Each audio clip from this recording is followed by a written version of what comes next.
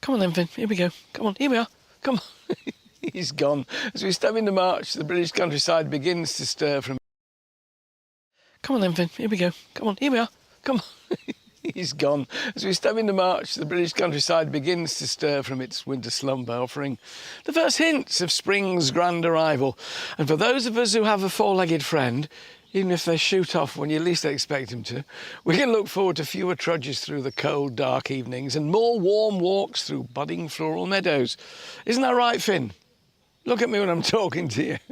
Coming up on the show today, a maverick cop with a passion for Bowie, a nun who really does have the patience of a saint, and, cover your ears, Finn, we meet the dogs that really do have star appeal. It's time for Love Your Weekend. Finn?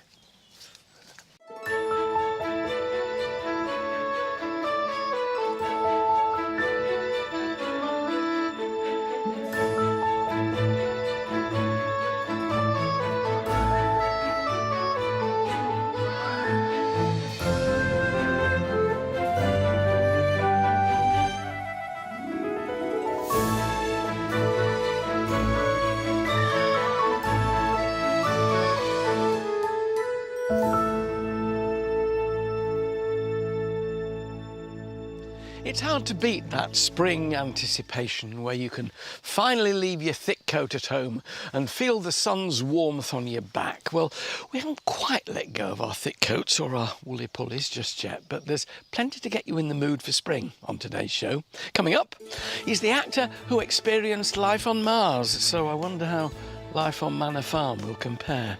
More livestock, I imagine. Philip Glenister on the hotly anticipated reboot of everyone's favourite Jersey detective, Bergerac. Bringing a higher order to the barn today, not one but two popular favourites, Sister Julienne and Nurse Joyce, otherwise known as Jenny Agutter and Rennie Bailey, on the lives and loves of the gentlefolk of Nonnatus House. Could the first signs of spring be on the horizon? Garden designer Jamie Butterworth brings some early flowers to the shrubbery. Plus, from 101 Dalmatians to Beethoven, the history of dogs on film is as long and illustrious as Lassie's luscious mane. Boluesu is introducing us to some doggy doppelgangers from the movies. Speaking of which, as the who's who of La La Land get ready for tonight's Academy Awards, Becky Paskin's channeling her inner Audrey Hepburn and travelling back to the golden age of Hollywood with some blockbuster beverages, including a suave French 75, inspired by Casablanca, and a playful Marilyn Monroe Manhattan. Apparently, some like it hot.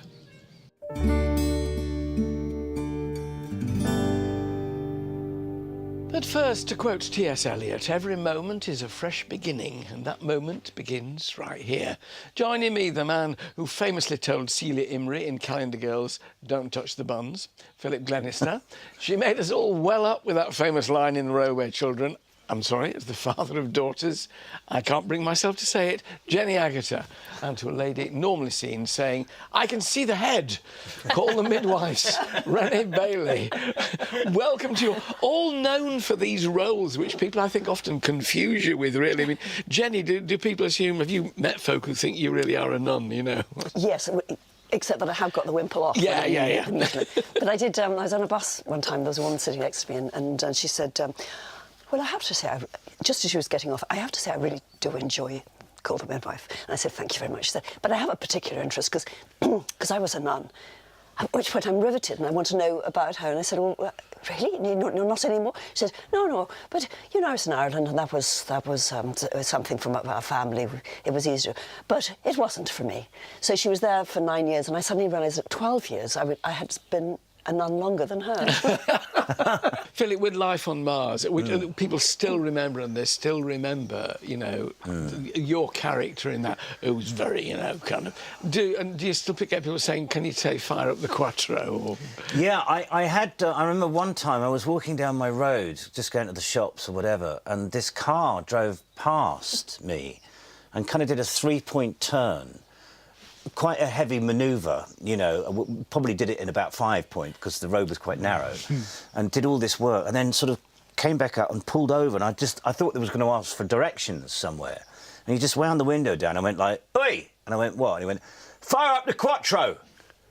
And I went, okay, you know, and it's that kind of thing that I just heard this for the first time. Oh, yeah. But no, yeah, it was, you know, I just thought, well, you know. But you, behind the scenes, I mean, you've worked, you very much, Rennie, I mean, you know the behind the scenes of you know, work because you worked as a video journalist. Yeah. So you've done bits before you actually got there. But you've also done red carpet stuff. Done a lot of red carpets, usually film premieres, and, you know, you doing interviews with big stars. I think my favourite, going to name drop, is probably Tom Hanks, one of the sweetest men. My wife will be so pleased.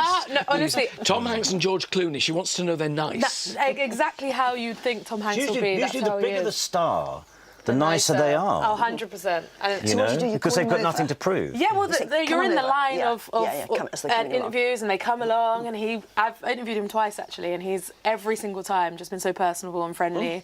But it's interesting, because I was saying before to a friend, I was like, it prepared me a little bit for Call the Midwife, because you've got people like Jenny Agutter and Linda Bassett, Georgie Glenn, like people who I've grown up watching, and I'm used to being around, like, I got used to Really big stars. yeah, not being starstruck by people and it being a bit more normal. In my experience and talking to people on here, there's an enormous sense of respect of those coming up, of the people they're working with, and also pride from the older actors in bringing along that next generation. And it seems to me that pertains most of the time. Is that fair? Yeah, absolutely. It's the enjoyment of what people bring. Yeah. You know, it's fresh and there's different. You know, they've I been also working think on that different things. the thing about our industry is that, you know, when you get to a certain age, you can't play the Juve lead anymore. You know, you've gone beyond it. So you can't compete with somebody who's Not gonna be 30 jealous. when you're 60. You know, you're playing your age. Yeah. So I think in that respect, there's no point in trying to compete with the younger generation, because you're not going to get the same parts. Unless you know? you've had several facelifts. Unless you've had a lot of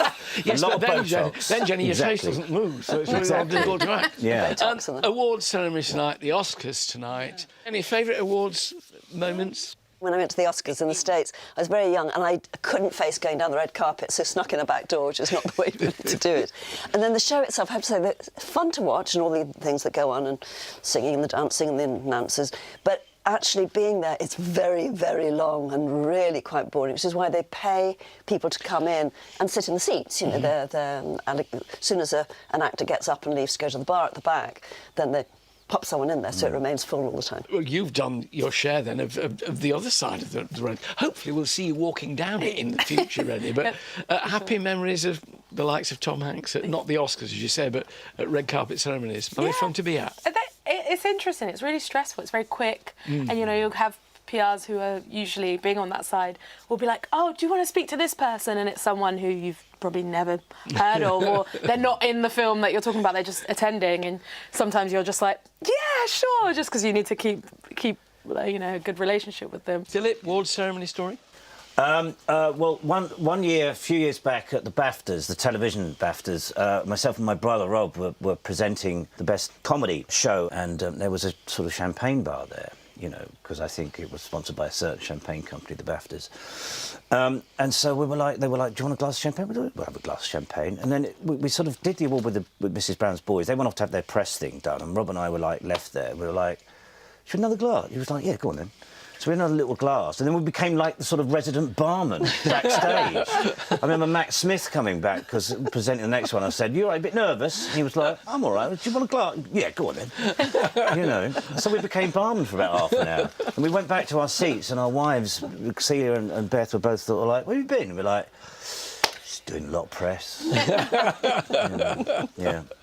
More from Jenny, Renee and Philip later. Do partake of today's glorious ambrosial arrangement of pastries and cakes. Coming up, dogs have long been making their mark on cinematic history, and indeed here at Manor Farm. Today the two come together. Vet Boluesu is here with a pack of pooches straight from the movies. OK, so they're actually doggy doppelgangers, but close enough. We'll be catching up with our Bolu and our cinematic canines right after this.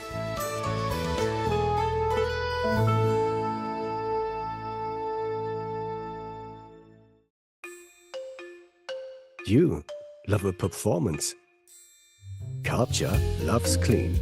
Love your weekend. Sponsored by Karcher. We are a school for the supernatural. Everyone here has something that makes them special. Vampires, werewolves, witches, and everything in between. We are a family. But make no mistake, these are predatory creatures.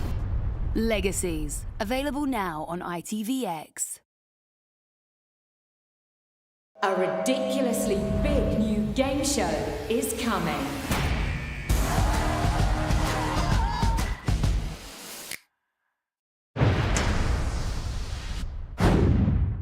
Which prominent UK person is this rhyming code for? The time starts now. Find out the answer on all new The 1% Club tonight on ITV1 and ITVX. Her name's Hannah Dawson, 22. Her body was found at Glasson Dock. They're a divided family. She's my daughter too. It was up close. It was intimate. This is about having a go at the police. Well, we threw fuel on that fire. It won't be my head on the block. That young life, you just snuffed it out. Brand new series The Bay continues tomorrow at 9 on ITV1 and ITVX. It's going to be a month of big hits on ITVX. The 2025 Guinness Six Nations. If he gathers, he'll score. You seem a bit upset at these questions. It's in connection with a murder investigation. I see you bounce these pics. A bad month would be 10,000. People want big. Big hits, big revelations, big money. This month on ITVX. Oh, sounds busy in there. Well, it is Saturday night. No, take this through there for me. Oh, nice. Ladies and gentlemen, coaches! Hello. Let's see. On my way right now. Who is behind the mask? Oi, cheeky. Here is your 1% question.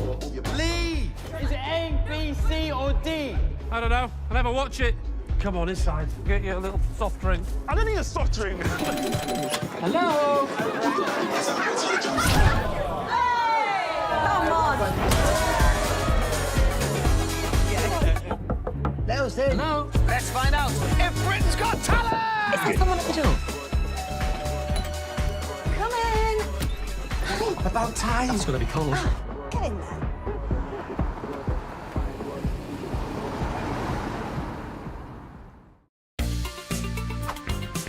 Millions of spectators and all eyes will be on me! The name's Magoo. Mr. Magoo. I'm just about had it with this. This time you're a goner, Magoo. Come on, Weasel. You leave me no choice.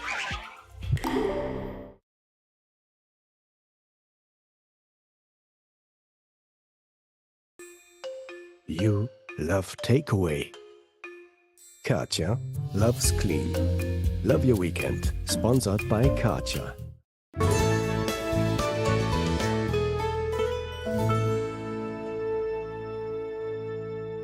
Dear March, come in. How glad I am. I hoped for you before. Put down your hat. Just part of a poem by Emily Dickinson, celebrating the start of an exciting time. And there's plenty to get excited about this morning. Coming up, Poplar comes to Manor Farm, Jenny Agutter and Rennie Bailey on what's in store for Sister Julienne, Nurse Joyce and the residents of Nonnatus House. And bringing those two inseparable bedfellows, glitz and glam, to the Oscars with a tribute to old Hollywood. Becky Paskin whips up some classic cocktails from the silver screen, including a sparkling surprise inspired by Breakfast at Tiffany's and a French 75 Casablanca style. Here's looking at you, kid. That's quite good, wasn't it, really? But now, most sparkling stars in showbiz may be aligning for tonight's 97th Academy Awards, but here at Manor Farm, we're celebrating some of the other A-listers who've stolen the show over the years, the four-legged variety, from Toto's unwavering loyalty in The Wizard of Oz to Pongo and Perdita's spotty brood in 101 Dalmatians. Our furry friends do have a knack of stealing the scene. as we know all too well on this show. Here to talk us through some of the top dogs from cinematic history, please welcome back vet Dr. Bolu Esso and his pack of picture-perfect pooches. Glad I've said that before Becky Paskin came along. Bolu, they are really the stars though, aren't they? We all remember 101 Dalmatians, Beethoven, the whole lot. Annie as well, yeah. I've got some special breeds for you today as well to look at. Let's start by heavens above. This is Maria with Gable, and here we've got Sandy from Annie. So what is Gable? Gable is an otterhound. I remember. Oh, you see them so rarely, otterhounds. Yeah. Lovely line to that body and this great, glorious hair. They're beautiful dogs, and you know they don't get sung about enough. I don't think they get enough praise. We've tried to champion them a lot on the show as well. Now, obviously, and quite rightly, we stopped hunting otters, but they were for hunting otters. Has that meant the breed has declined a bit in terms of numbers? You don't see a lot about, do you? Probably talking 250, maximum 300 left. In the country? In the country. Gracious And me. they are British. Right. Yeah. So if somebody said to you, why should I have an otterhound? What would you say? What's their advantages, their pluses and minuses? Wonderful family dogs. Yeah. Fabulous temperaments. Despite the amount of hair, they don't molt. They don't shed? They don't shed. Well. The only time that the hair comes out is when you groom them. Yeah. Which I would recommend a maximum of twice a month. Right.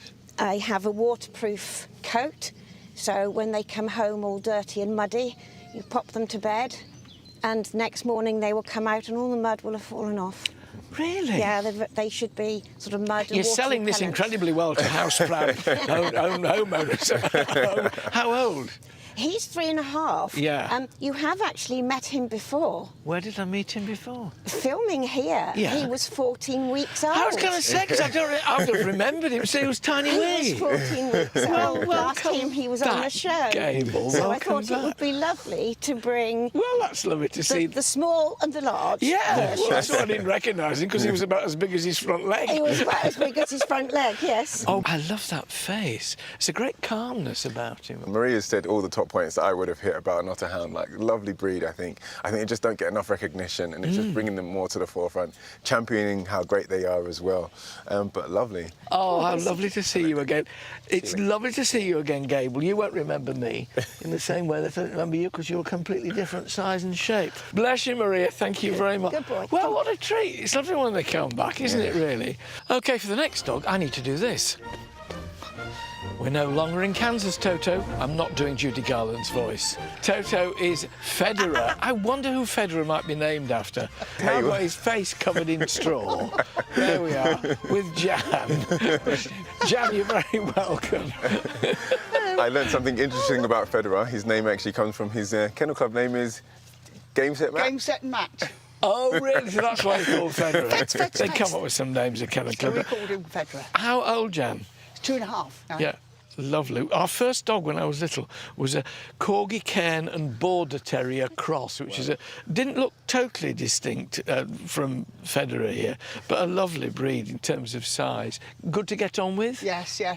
Very energetic, but Lot of walking. Really good. A lot of walking. Yeah. As you'd expect of a terrier, so anything terrier, I just think energy, lots of energy. But you know, they're used to small prey, you know, rats, Oh, yeah. Rats, mice, rabbits, anything pest, vermin, that's what they were originally bred for. And then you've got, you know, the different lines. He's got such a beautiful head on him, but you can see it like, you know, similar to the Westie and the Scotty that were in that same area. I think you'll have to have that biscuit you've got there, Jan. There we are.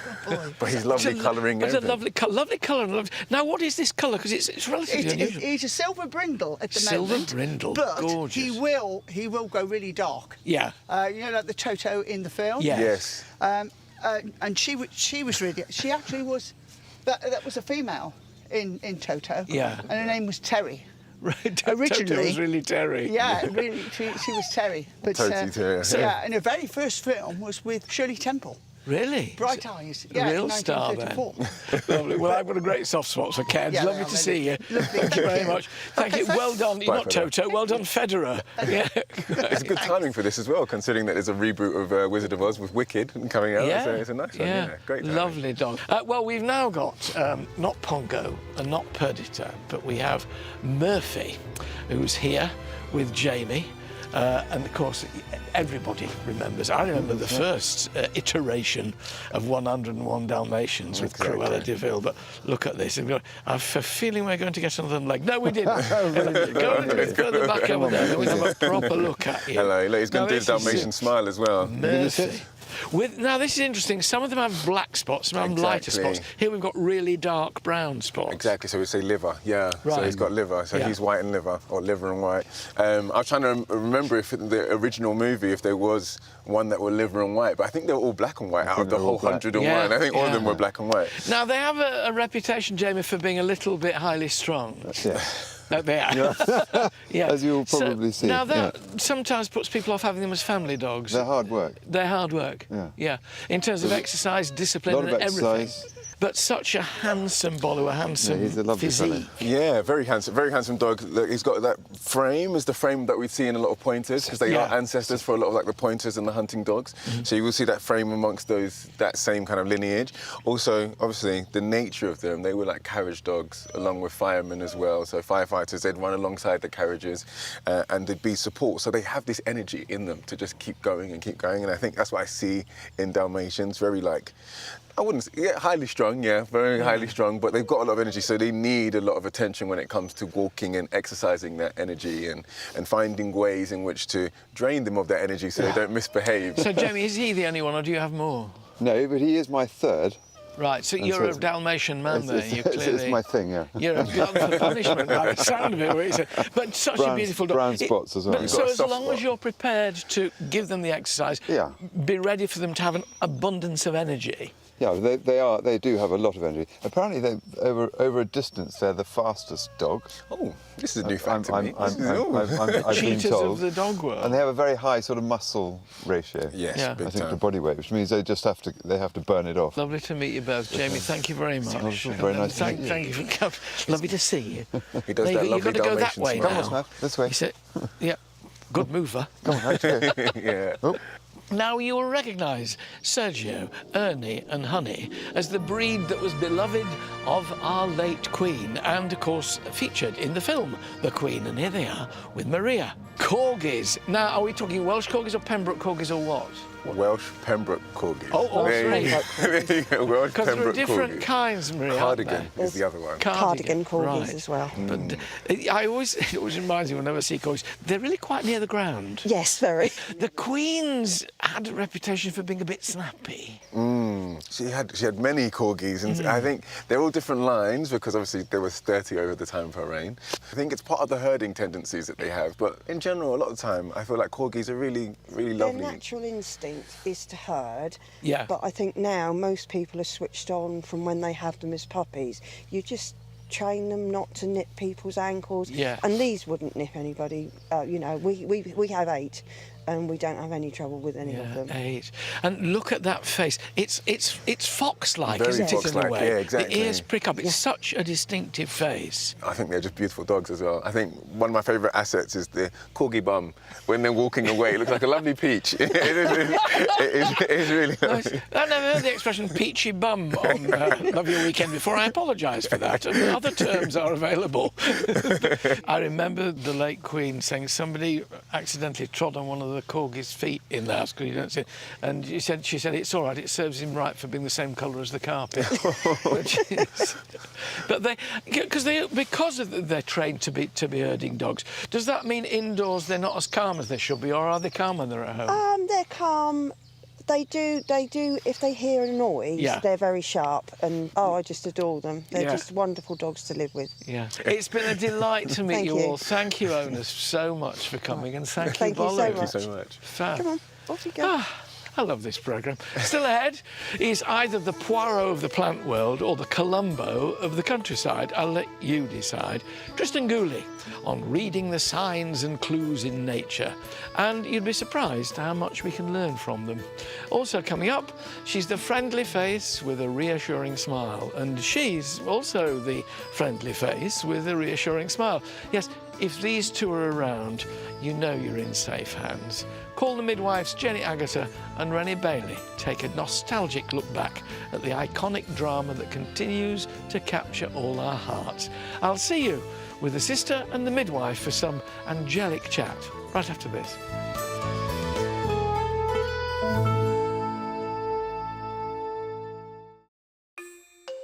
You love adventure. Karcher loves clean. Love your weekend. Sponsored by Karcher. Attention, the games are about to begin.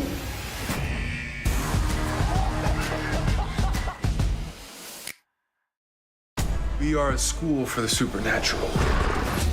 Everyone here has something that makes them special. Vampires, werewolves, witches, and everything in between. We are a family.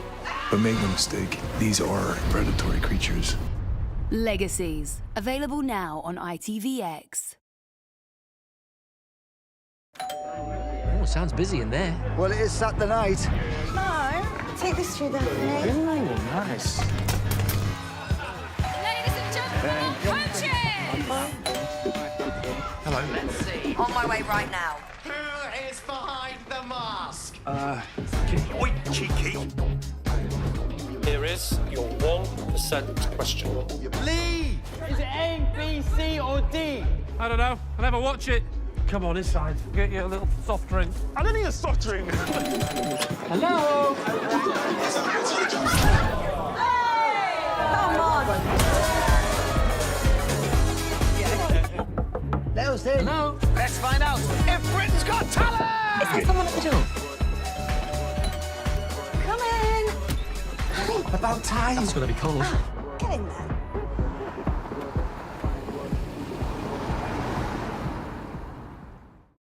Ruth Ellis, the jury has convicted you of murder. In my view, it was the only verdict possible. I chose to do what I did. I don't regret it.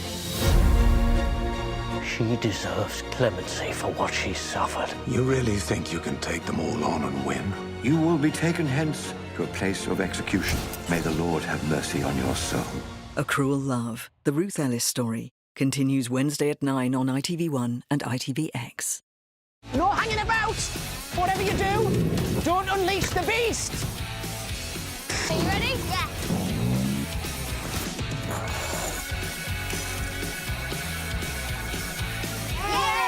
I need another team of brave treasure seekers. But where to find them?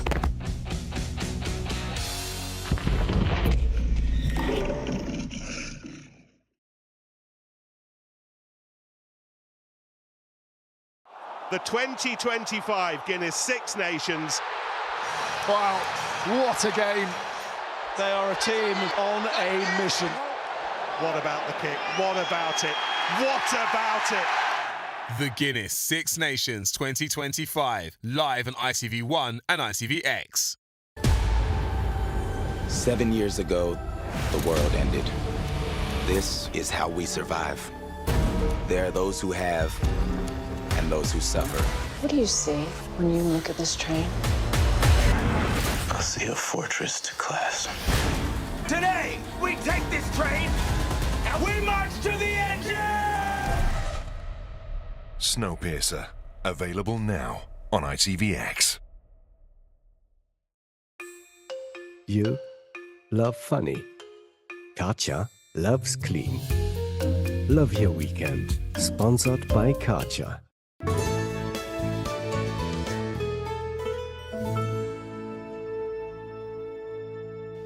Welcome back to Love Your Weekend. Coming up, he's played saints and sinners, criminals and clergy, not to mention one of the most outrageous coppers ever to grace our screens, DCI Gene Hunt. Philip Glenister on leading the way in TV hard, Ben, this time in the new Bergerac reboot.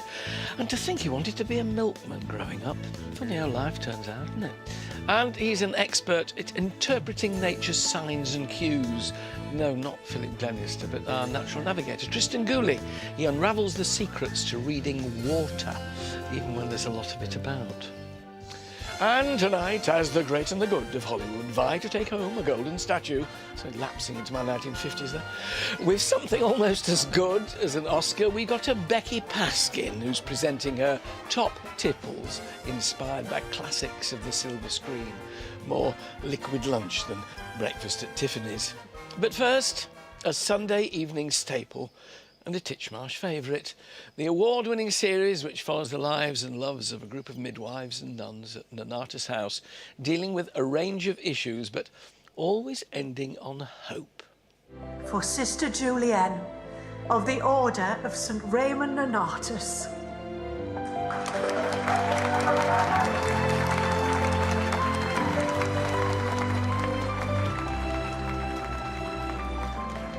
We are born knowing nothing and no one but our mother. And never again will the world feel so complete. Joining me now, Sister Julienne, Jenny Agutter, and Nurse Joyce, Renee Bailey. Lovely to have you both here. It's become... We're talking about hope there. And I guess, Jenny, from your point of view, having been here since the very beginning, there must have been a degree of, how will this go down? Midwifery on a Sunday evening. But it has become such a staple because it's so positive, don't you think? I think very much that, yes. At the beginning it was like nuns and midwives. Yeah, great, lovely series, beautifully written. Will it go anywhere? No. But it does, and what I didn't calculate was that Heidi Thomas just writes these wonderful stories which really tell about the human condition, and it is about a community, and it is about hope, and it's about babies being born. Of course, babies being born always bring with them that hope for a future, which is why it's so emotional. I think you, more than anyone else in Britain, make me cry whenever a baby's born. I'm afraid I'm one of those guys who just wells up. I think once you're a dad and you see it, it brings it all back all over again. And then ready for you to join this august cast. Yeah, honestly, it's insane. It was weird joining something that's so well established and everybody knows, like you say, it's a Sunday staple. And coming into it, I think. Were we horrible? It was really hard. No, it's a lovely family and a lovely team of people. And I think coming into it, you kind of are not thinking about call the midwife. You're just coming in, doing your job. And it's only when it comes out and you have the reaction from people that you're like, oh gosh, I hope you're doing the characters justice and, you know, fitting into the world. I mean, also what works in a way, so you come in with a script that's introducing you. Yeah. So you have that feeling anyway that you're kind of being introduced as the character and introduced to the cast and getting used to everybody. So everybody's feeling everybody out as to how they work and what they do and all the rest. But we, you know, I think we're very welcoming.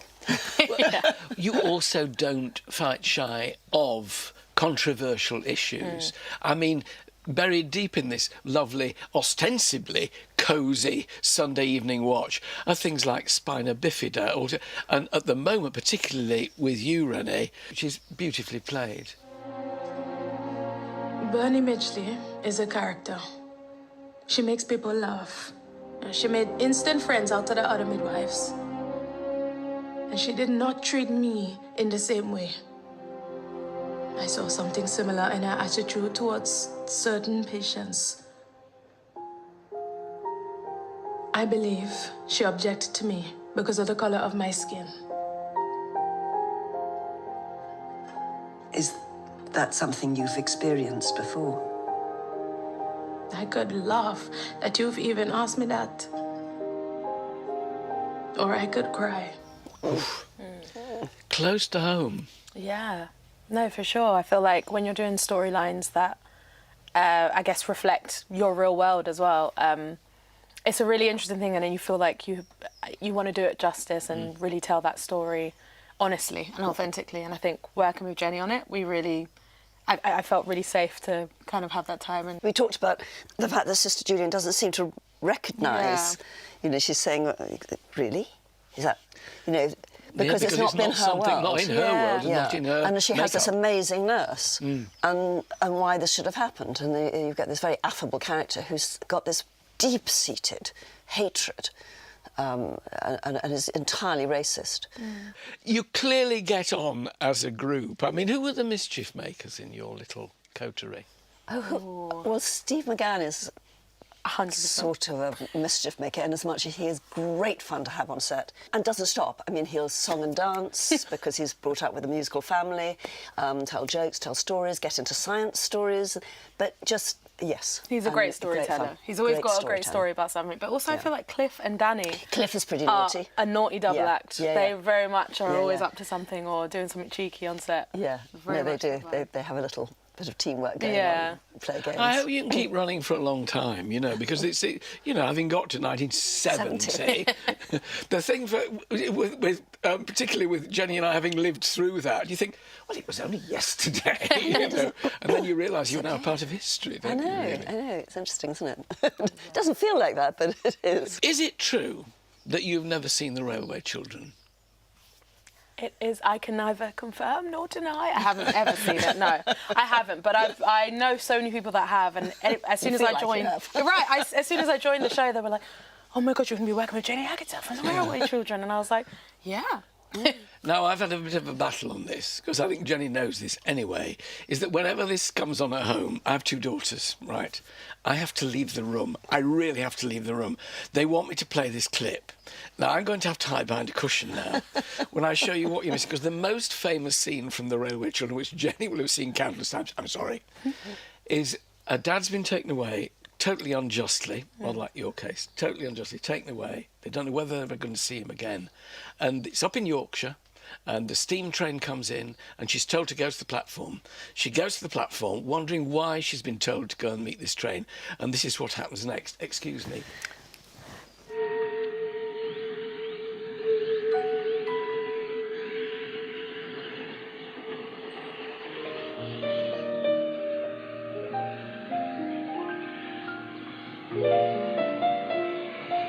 Daddy, my daddy!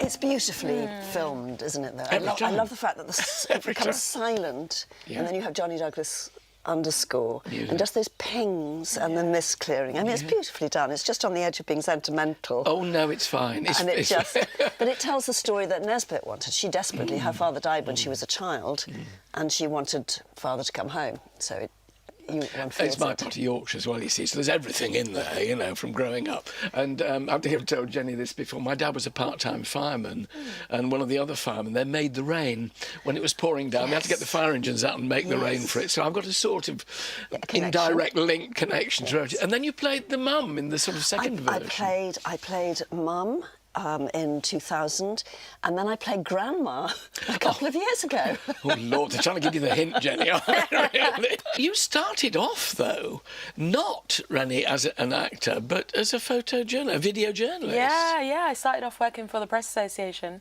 and that was a crazy time. I studied it in uni, I studied journalism, and then I was in the world for a good 5 years, filming all sorts of like news, sports, entertainment. You know, you do stuff with the Royals, or whether it's red carpets or politics, running into Number 10 as they do their, you know, they have someone visiting from another country and they do the visit, and then the start of the bilateral meeting, and going from that. How difficult was the transition from that to, you know, legit, as it were? Do you know what? It was something, like, acting was something I'd always loved, and I did it in school. And I've always loved it, but I'm not in Call the Midwife. No, but the transition, go on. It was something I always loved, and it wasn't until I went to uni that I was like, I don't think this is a real career. I could never really be an actor. So I just completely did something else, and it was while I was in uni working in a shop or something that I was like, I don't want to have any regrets when I get older. So when I graduated, I started auditioning for like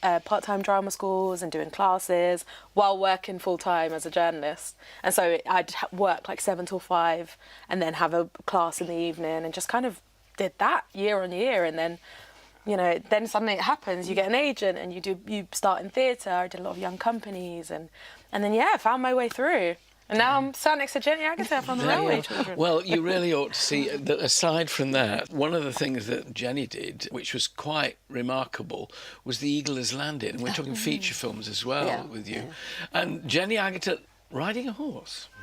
Out of here before I let my mad passion run away with me. Go on, get.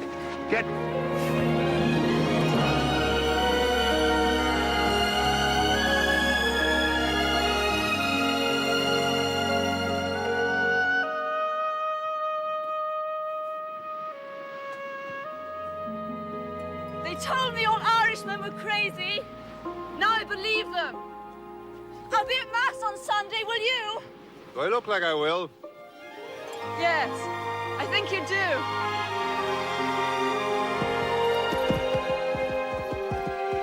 Look at her Brilliant. go! I mean, goodness me. Donald Sutherland, a beach of sand dunes, leaping onto a horse and riding bareback. I mean, this is the way to go, right? Happy memories of working with Donald Sutherland? Yeah, no, he was a lovely, slightly unpredictable person, not unlike the character he played in a way. But was constantly changing the script and coming up with ideas and things. But I think one of the things I remember so well is just actually the horse riding in that, because although I had learnt to ride, I didn't really ride all that well. And I'd moved to LA at that point, and I was sent to learn some riding from an old gentleman who taught Elizabeth Taylor to ride for National Velvet. Oh, my goodness. And we used to go to Malibu Beach, I mean the proper, the Malibu Canyon beach. It was a big, long beach of sand, and just ride up and down the beach bareback, and he would just turn around on his horse bareback and talk to me and tell me stories and things. It was magical. I had such a good time. I mean, that's one of the wonderful things about the world one's in, is the opportunities one has to do kind of extraordinary things. And when you looked at it, Renee, I mean, and the world is your oyster from where you're sitting now, are there ambitions, or are you just enjoying the journey and seeing what comes?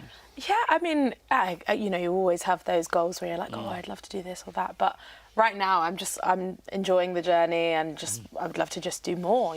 More. I would love to do film. Or I've done I've done a fair bit of TV, but not film or anything like that. So other than short films, so like that would be something that would be really cool.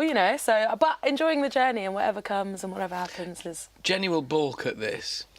Advice from what you've learned in your years. The trouble is there's almost too much time, and because the technology changes, the way one works, the sort of stories, the sort of audience, what people are looking for, I couldn't advise at all. I'm actually picking up advice from the people I'm working with. So where does one go from here? Because it's so different. How does it work? It is so different. It is so different. I mean, one can film much faster. I mean, I think of filming Logan's Run right before Star Wars was done. That was a big change. And then doing the Marvel thing, the way they do sci-fi is completely different.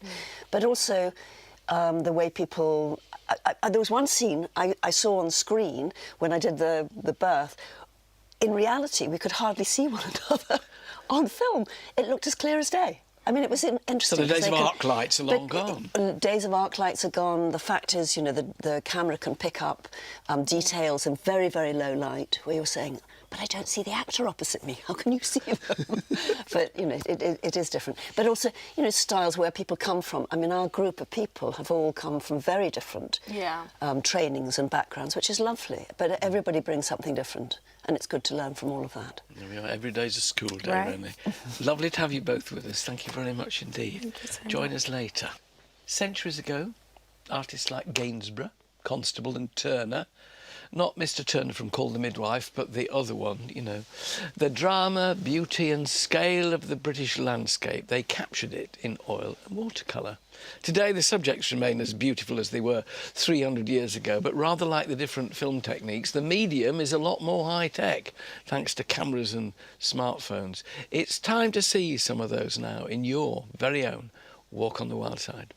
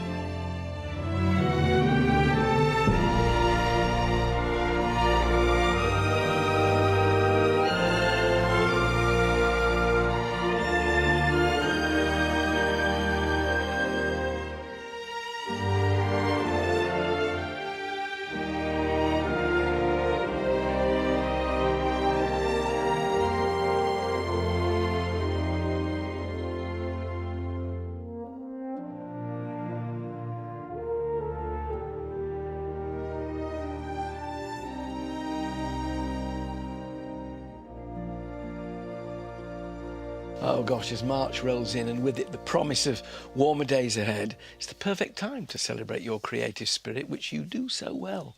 Please keep them coming, we do enjoy them. Coming up, from warning clouds to cooling trees to the humble puddle, Tristan Gooley, the natural navigator, on how Mother Nature can double up as your very own GPS system. Plus, award-winning designer Jamie Butterworth's here with some early seasonal floral showstoppers. Try saying that after a Best of British. I'll see you with Jamie and his impressive showstoppers right after this.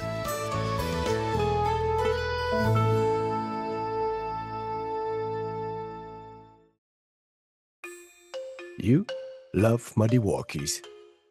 Katja loves clean. Love your weekend. Sponsored by Katja. We are a school for the supernatural. Everyone here has something that makes them special. Vampires, werewolves, witches, and everything in between. We are a family. But make no mistake, these are predatory creatures. Legacies. Available now on ITVX.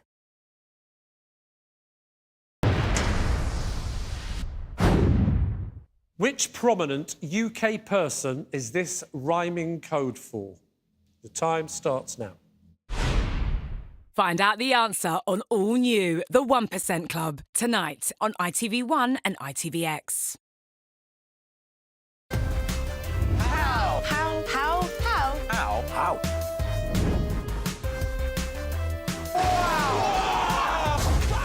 Wow. Whoa. Oh, oh. Whoa. How quick is a stick? Go, go, go, go, go, go, go, go, go. Paper can stop a tractor. Guess how?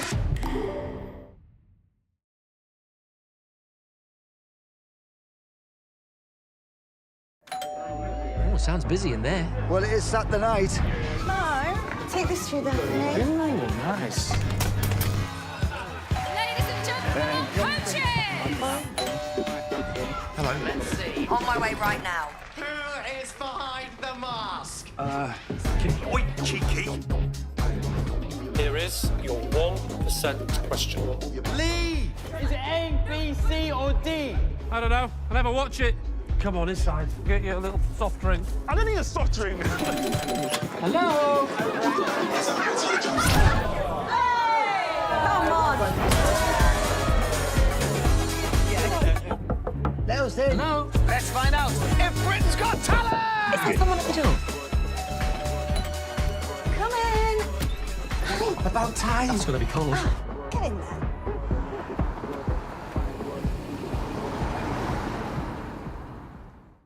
It's going to be a month of big hits on ITVX. The 2025 Guinness Six Nations. I seem a bit upset at these questions. A bad month would be 10,000. People want big. Big hits, big revelations, big money. This month on ITVX. You love Mr. Fluffy. Katja loves clean. Love your weekend. Sponsored by Katja.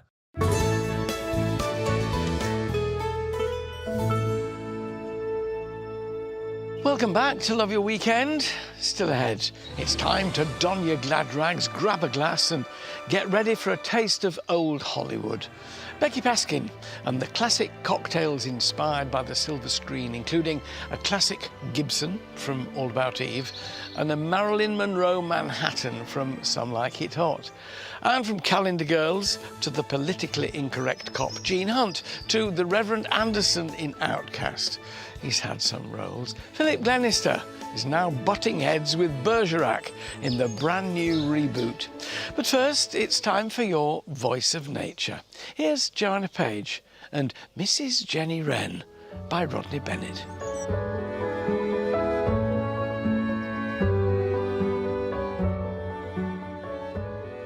Mrs. Jenny Wren. I have never heard such a very big voice for a very tiny bird. You sit on a post and you sing and you sing. You're a very bold bird for such a tiny little thing, Jenny Wren. If I had a voice for my size as big as yours, I should never dare sing without shutting all the doors. I'd sing very softly for fear they should hear, or they'd hurry away and put a finger in each ear. Jenny Wren.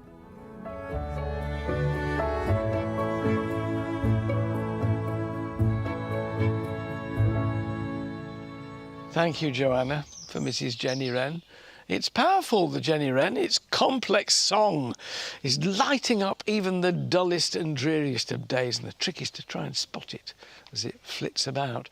This time of year marks a period of transition as we slowly meander our way out of the depths of winter. And on a crisp March day, we're sometimes lucky enough to have a sneak preview of spring.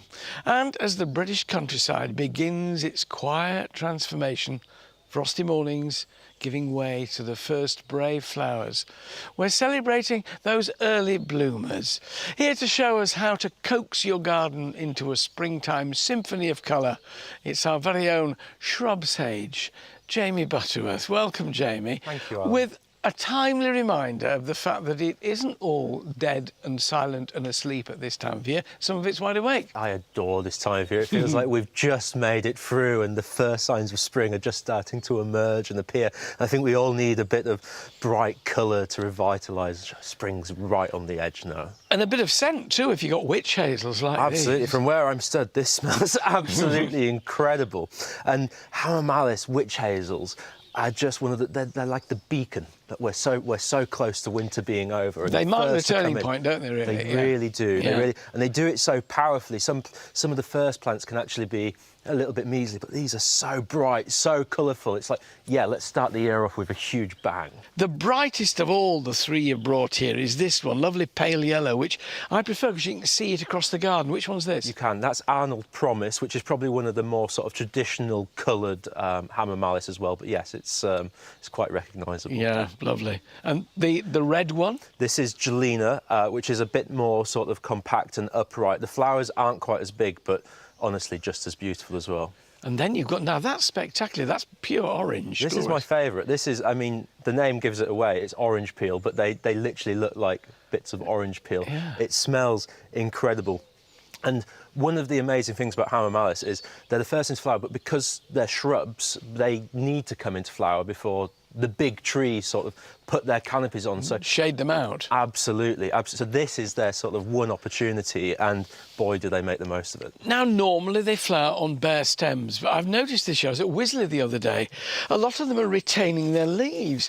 They've not fallen off. Now, this is a shame because the leaves get in the way of looking at these lovely flowers. The abscission layer, which forms at the bottom of the leaf in autumn and the deciduous trees lose their leaves, normally leave these stems naked. Do we know why they've kept their leaves this year? Do you know what, we were discussing it on the nursery just the other day because it's highly unusual and I've never seen it happen before. I've never seen it happen before, and we're living in a changing climate. I don't know if it's anything to do with that. Obviously, these are plant species that we've grown for many, many years, but it's happening with other Carpinus as well. Obviously, they hold their leaves for a long time, but they're completely still covered in leaves. So witch hazels are great. Generally speaking, they're always recommended for acid soil, acid to neutral. You can get away with them on chalk, can't you, if you load of organic matter in? You can do. We're very lucky where I live, and actually we've got a fairly average pH, which is great. But if you're on really chalky soil, it's probably worth sticking them in a pot just to be safe. And they'll be very happy in a pot. Now, this is an acquired taste. You love this, don't you? I adore Edgeworthia, and I think it's the first time we've properly disagreed on one of the plants. Well, I've always found it's such a... Oh, is that it? It's called Edgeworthia Chrysantha? Chrysantha, yeah. And here you can see the flower. I mean, it is pretty when you look at it, but it's a heck of a lot of shrub for not much flower. This is just me. It's a total personal thing. Every plant is personal, and that's what makes all of our gardens so amazing. It's personal to each and every one of us. How old is this specimen going to be? This would be about 6 or 7 years old. Oh, that's all? Yeah. So it's a fair old bit of growth, isn't it? It's chunky, and it's one of the first plants that I ever learnt when I studied at Wisley, and the way they teach you to remember it is it's that flexible, you can tie it into a knot. And so if you ever go to Wisley or other gardens, you will quite often see knots tied into the shrubs where the students have been round tying knots into it. And when you do your twig ident in winter and you've got nothing else to go off, you're constantly tying If they've knotted it, it's Edgeworthia. Exactly, that's it. Because we had to identify, it's the same at Kew, you've got to identify dormant twigs with no clues. Once the flowers are on Edgeworthia, you know what it is. But to be given bare twigs, it's lime because it does that, and it's beech because it's got narrow. Getting your head round it, so I didn't know There you go. Well, hopefully neither of us have to do a plant ident anytime soon, because I don't miss it. Been there, done that, every Friday. They smell great though as well, and I think obviously the Hamamelis is a lot more showy. Oh, yes. But you get a really subtle scent off it. It's the most beautiful to yellow, and it's only just starting to open. So I think credit where credit's due. This is the first, and then all of these will unravel and come out, and then all of a sudden it's smothered. And you've got one of my favourites behind you, the Persian ironwood. Yes. Parotia persica. Parotia Well, this is related to witch hazel, isn't it? It is. It's the same family, and this is a cultivar of the Persian ironwood. This is Vanessa, which is a bit more upright. Yeah, because as I know it, and I grow it not too many miles from here, it's much more spreading. Yeah. This is very upright. Parotias are sort of famed for being quite horizontal almost. And nobody ever talks about these gorgeous flowers. Everybody buys it for its peeling bark. By August, often, it started to show colour. But it is pretty. I mean, look at this now. It's full of flower, this one. So we've got colour from Parotia, from Edgeworthia. All right, then. You smell lovely. And from the witch hazels. But things here, very common stuff, Viburnum tinus, that you're pruning to make a bit more interesting, to be honest. Well, Viburnums get a really hard time, I think. And actually, they're probably one of the most planted shrubs. Everywhere I drive in the country, there's a viburnum in the front garden. And it can be a little bit dull, and it can sometimes look a bit shaggy. It's amazing early spring flower as well. Yeah, because you've got the pink buds. Exactly. And then the white flowers, when those buds open, they become white. Now, you can't say that's not pretty. I think this is a classic case of familiarity breeding contempt. You do see them looking very grey at the edges of car parks. You do. And actually, I'm a big fan of, using plants that do well, and actually if it's everywhere, there's probably a reason it's everywhere, because it grows really well and it looks good. Exactly. But also then, with maybe a little bit of creative pruning or a little bit of thinking outside the box, this one here has been legged up and pruned, and it's the same plant, just with some branches missing below. Yeah.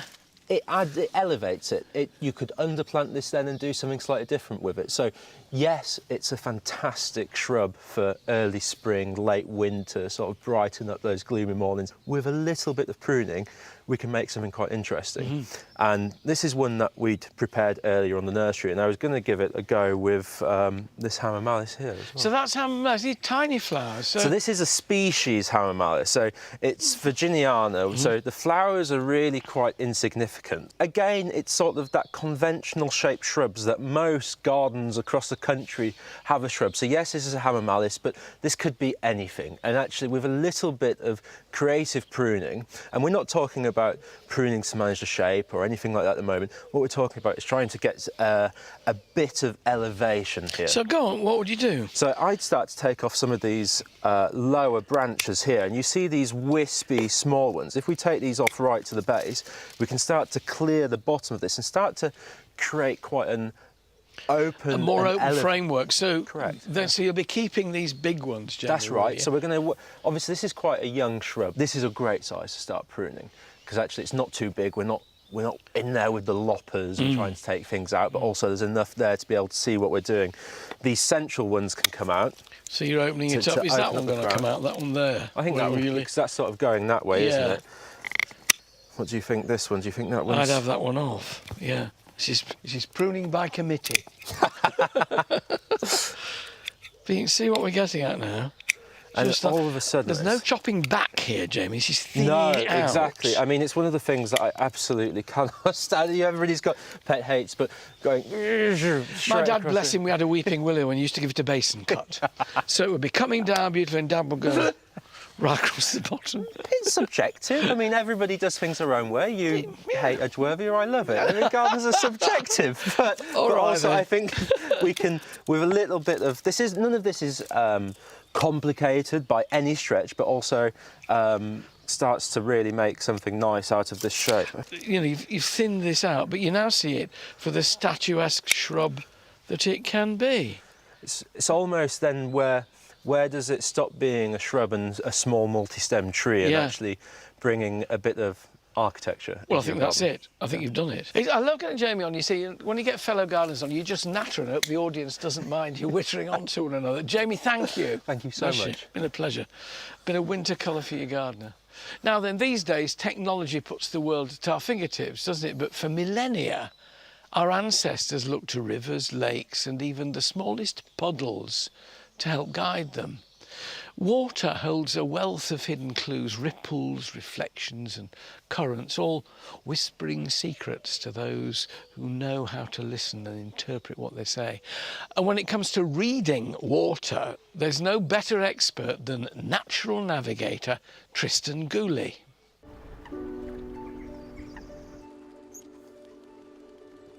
We all know water is beautiful. Within that beauty, there are clues and signs. And our ancestors knew how to read them. And I've spent the last 25 years studying and collecting these signs. I've always loved navigation, the art of shaping journeys. And when I was younger, I used to put together these really big expeditions, crossing oceans and thousands of miles and deserts and stuff. But what I found was that wasn't quite as interesting as shorter journeys, just finding my way using clues and signs in nature. We evolved to understand our landscapes. That's how our ancestors survived.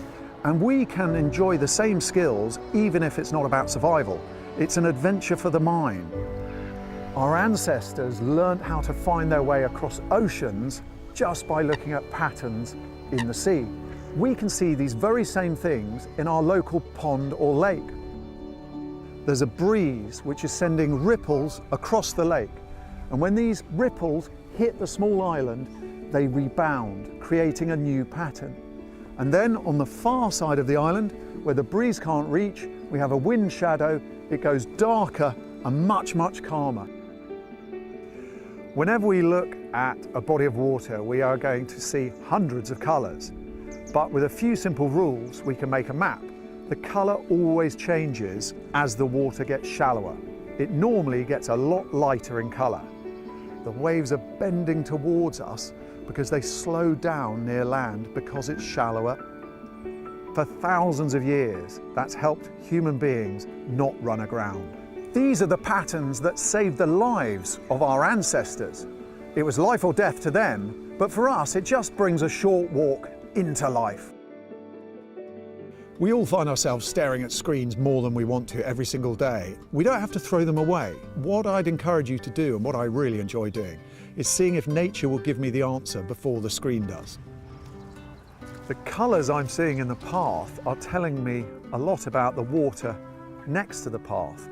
I'm picking up lots of white in the path because there's chalk in the ground here. Chalk is one of nature's best filters, and that's why I'm seeing such fantastically pure water with gorgeous colours. I've just noticed a nice bend in the river, and that's a sign. All streams and rivers bend and curve. They will never run straight for more than 10 times their own width. If we see a straight stream or a straight river, it's a sign of human engineering. And in navigation, it means we're getting close to a town or a village. Everywhere we look, there are clues and signs. It's not just the water. Can you see the birds over there? They're perching in the tree and they are sensitive to the wind. So birds tell us which way the wind is blowing. They're facing into it. The way they take off, the way they land, and the way they perch, all the same direction. That's where the wind is coming from. If you're indoors and you look out of a window and you see the birds facing one way, they're whispering to you. They're telling you where the wind is coming from, even though you can't feel it. We're constantly being told we should reconnect with nature, but what does that actually mean? For lots of people, it helps to have something to look for, and a clue is the best of all things. So when we know that there's a clue in the water, we stop, we look, we find it, we solve the puzzle, and then we really feel that connection. Thanks, Tristan. And if you want to know more, you can find out how to read water in Tristan's book. It's fascinating. Coming up, award-winning saddler Gudrun Thewson is here to demonstrate the artistry involved in the making of bridles, saddles and straps. I'll be saddling up with Gudrun and today's model horse, Ty, right after this.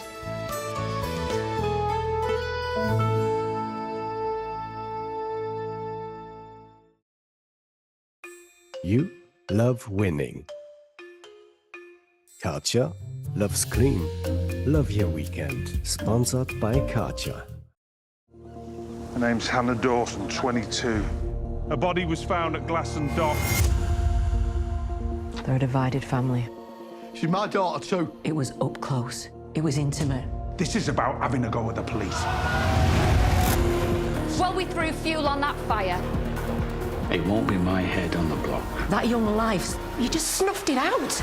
Brand new series The Bay continues tomorrow at 9 on ITV1 and ITVX. I didn't want to get up. I didn't want to eat. Sorry.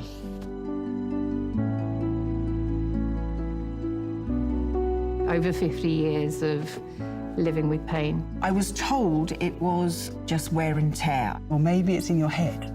No one was listening. They just looked at me and assumed I was an overly dramatic woman. Nurofen is committed to help close the gender pain gap with new research and more training for doctors and pharmacists. See My Pain, Nurofen. We make winners at ITV Win every single week. Hi, I'm Hayley from ITV. Congratulations, you're an ITV winner. Oh my gosh! It's not happening. My name's Louise. I won £1 million with ITV. I didn't believe it. I just thought it was a dream. I've had a lot of happiness and I'm trying to use some money to spread that happiness to other people as well. And you could be our next call. Head to ITV Win now for your chance to win. Don't just sit there. Win there. Join us at the Ideal Home Show in partnership with Laradoute Interiors for a great day out. Explore the latest trends in home and garden to help create your ideal living space. Hear from experts, shop from hundreds of brands, discover an event full of ideas and inspiration. Show starts Friday the 21st of March to the 6th of April at Olympia, London. Book tickets now at idealhomeshow.co.uk.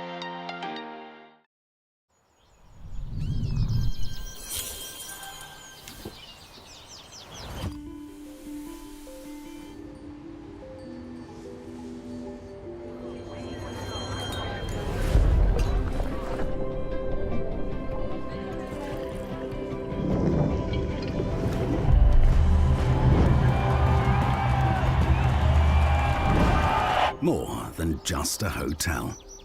Book your break today. The 2025 Guinness Six Nations. Wow, what a game. They are a team on a mission. What about the kick? What about it? What about it? The Guinness Six Nations 2025, live on ITV1 and ITVX. Attention, the games are about to begin.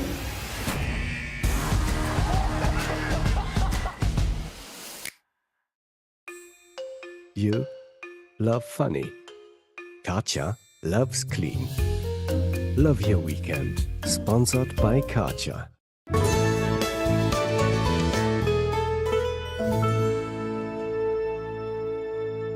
Welcome back to Manor Farm. Coming up, we say lights, camera, cocktails. Tonight is Oscars night. Becky Paskin ready for her close-up as she brings us cocktails inspired by Hollywood's golden age ahead of tonight's 97th Annual Academy Awards. And remember this? Who can forget Bergerac? Philip Glenister on the return of the 80s Sunday night drama, which in its day pulled in 15 million viewers. Much like us, really. Now, humans have ridden horses for thousands of years, but it wasn't until about 800 years ago that we realised it might be a little more comfortable to do so with a seat. And the saddle was born. The construction and fitting of saddles has long been a highly skilled vocation. And although technology has come on quite a way since then, to this day, the artistry and craftsmanship involved in saddlery remains. Here to tell us more is the winner of the Saddlers Company Trophy for Excellence of Work, Gudrun Thewsom. Welcome, Gudrun. What made you want to be a saddler?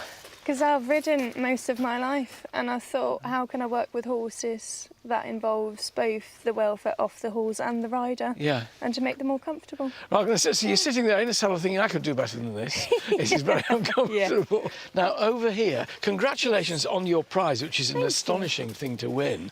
We've got even more of them over here, and bridles, and you know, all this work here.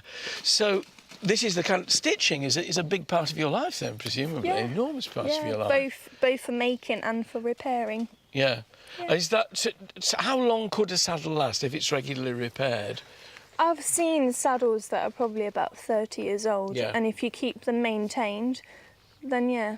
But saddles are all well and good, but as long as it fits the horse. Yeah. So some saddles that were made 30 years ago, they're probably not moved on with the time of the modern horse that we see now.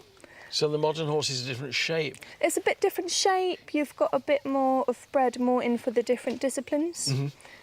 Whereas 30 years ago, it would just be whatever its talent was, maybe. Right. Then now it's very, very specific. Yeah. And that has affected the way saddles. you work today, the way the saddler works. All these wonderful bits and bobs of tools. It's always lovely seeing tools which have been really well used. So do you make saddles as well as repair them? I can. Mostly now, where I'm both a saddler and a saddle fitter, we would buy them in already made from a manufacturing. And adjust them. And then you can adjust them for each individual horse and rider. Gosh, it is really bespoke saddlery. Yeah. Now you've got the stuffing over here, which is what? It's sheep's wool. So it is sheep's wool. So you've got grey flocking and white. So this is from Jacob's sheep. Yeah. And that's from white. It's just down to preference from different manufacturers and saddle fitters what you prefer working with. But yeah, it's just long, nice strands. So when we reflock a saddle, you would get it apart like this. Yeah. And then use your tools to. Now let's have a look at this, because we've got. This is. You're going to take this one apart? Yeah. Go on then. Let's let you get going. Isn't it? I mean, who knew? You know that all this was involved in. I mean, you obviously know somebody makes a saddle, but the complexity of it all. Yeah. And how it all comes apart, and how many layers, Gudrun. I think that's the surprise, really. Of layers of because you sort of think a saddle is saddle. Well, it's a lump of leather that's obviously sculpted to the back of a horse. So I think mainly, if you were to make a saddle from start to finish, it would probably take you a few weeks. Yeah. But you start with the tree, and you can probably spend a good few days on doing that just on its own. And then it would be about making the top, what we call the top of the saddle, which is the seat and the flaps, which you'll see in a minute. And that.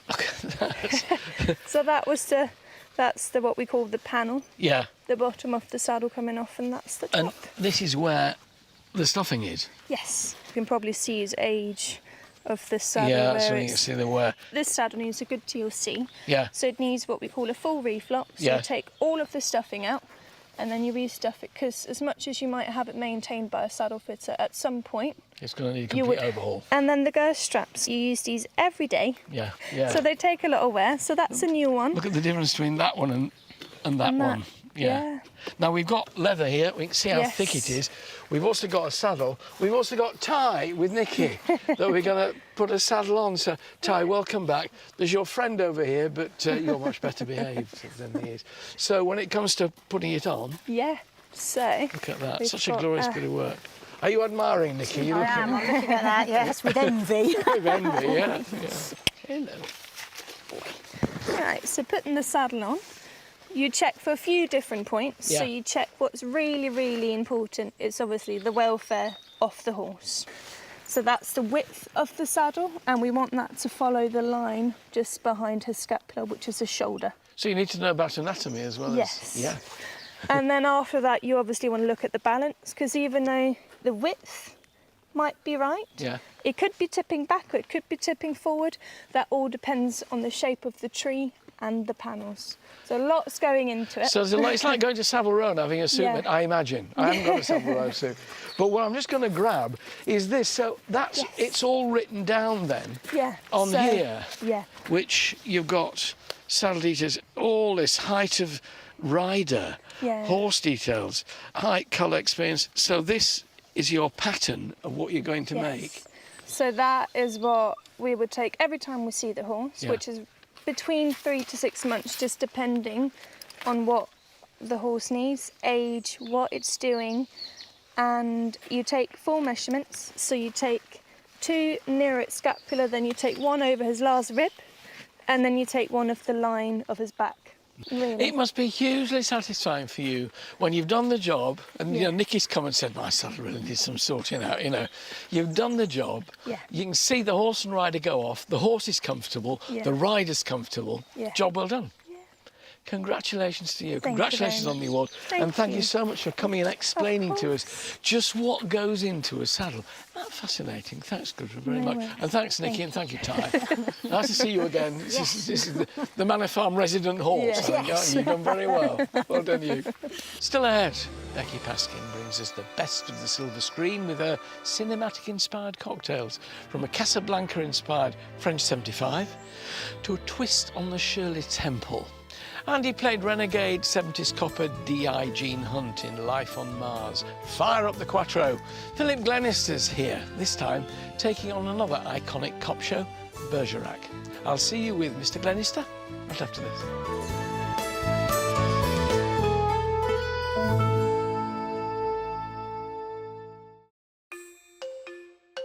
You love a performance. Karcher loves clean. Love your weekend. Sponsored by Karcher. We make winners at ITV Win every single week.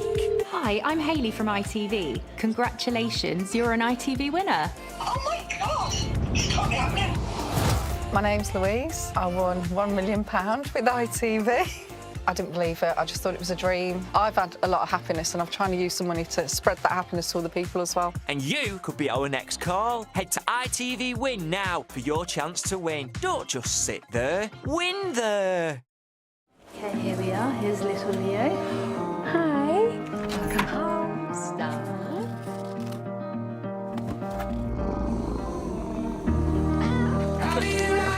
Sorry.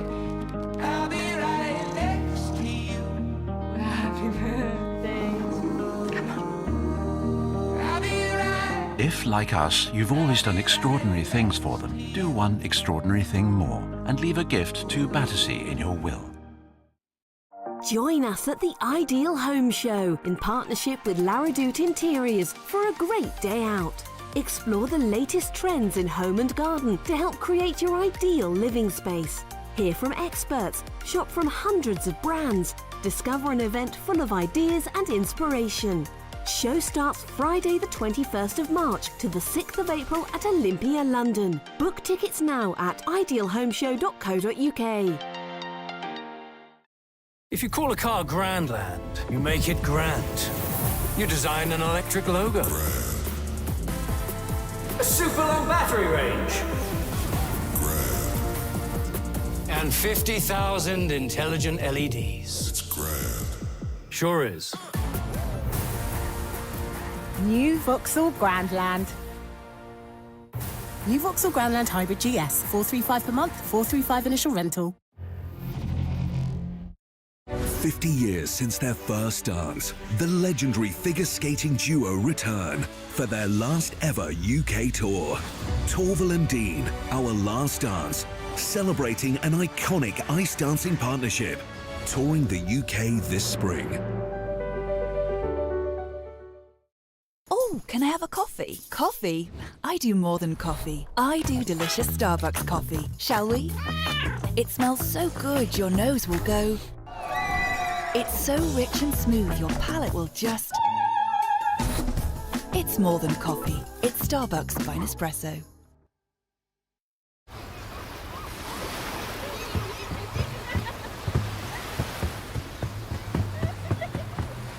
Go on, reward yourself.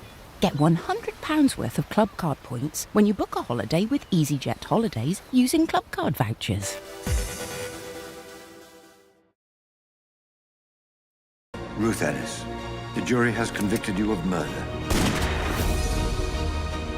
You really think you can take them all on and win? I will not die with this world thinking I am some beaten little fool. A Cruel Love, the Ruth Ellis story, continues Wednesday at 9 on ITV1 and ITVX. You love takeaway. Katja loves clean. Love your weekend. Sponsored by Katja.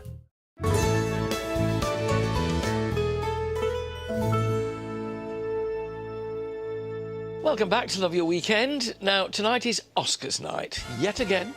I'm pretty sure my invitation got misplaced, but it's next year. The red carpet's being swept, the awards are being buffed with a dry cloth. Well, anything Hollywood can do, Hampshire can do so much better. Becky Paskin and a Best of British inspired by the golden age of Hollywood, including, wait for it, a Marilyn Monroe martini from Some Like It Hot. Oh, that'll go down well. But first, he's the man who brought us the no-nonsense, Quattro-loving DI Gene Hunt in Life on Mars and Ashes to Ashes. Philip Glenister certainly made his mark as the maverick copper, even though he has got a slight cough. Although for a PC, he wasn't always the most PC.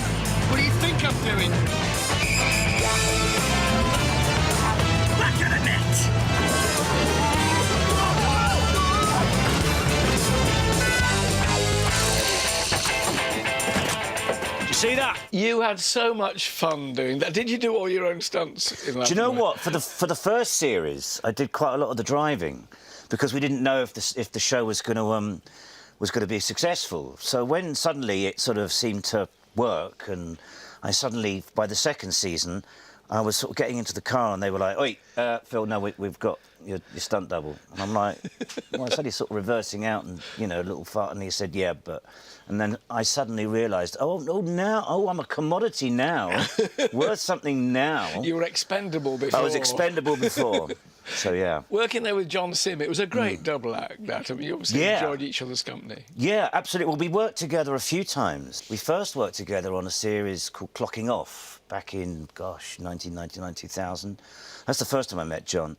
And then we did State of Play, and then Life on Mars and Mad Dogs after Which that. led to Ashes to Ashes. I mean, and then Ashes, yeah.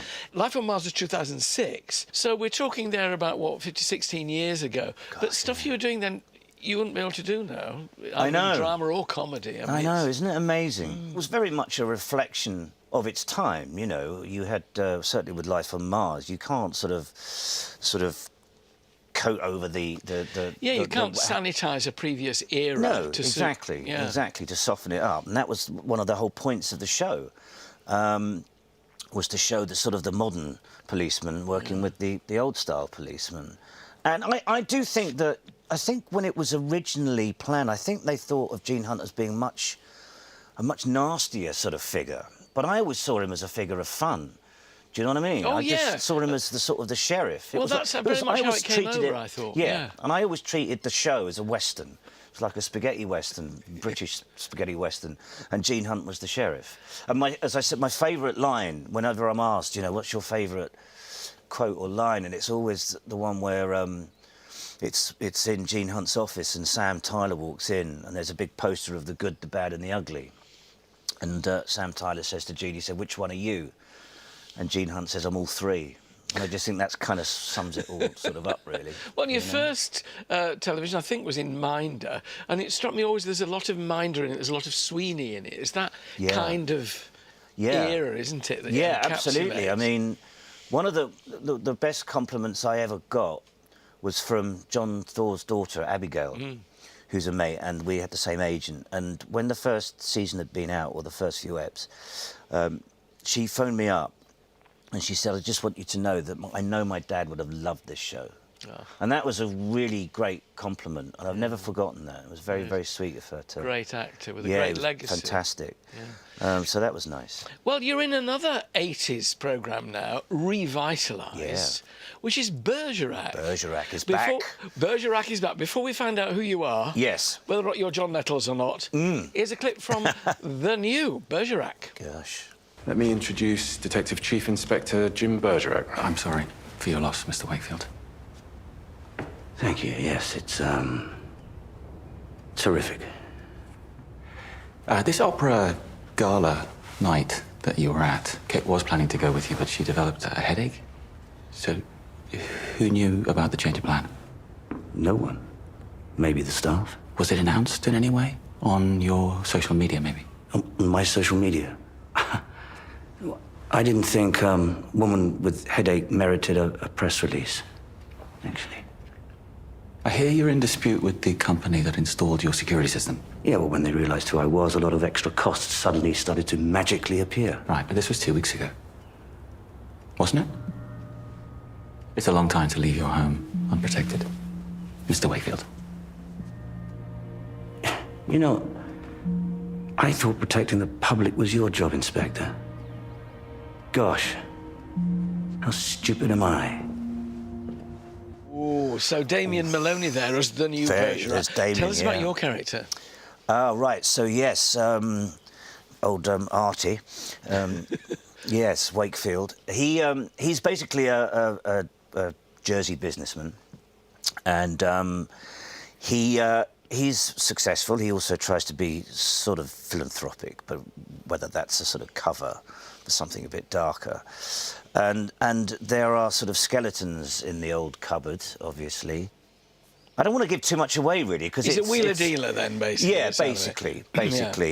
He's got his hands in quite a few pies, and because it's it's obviously the relaunch of Bergerac, and it's what's nice about it is the first series is the story. So as in the old days, it was like 1 hour was its own story, but this story is over 6 episodes. Right.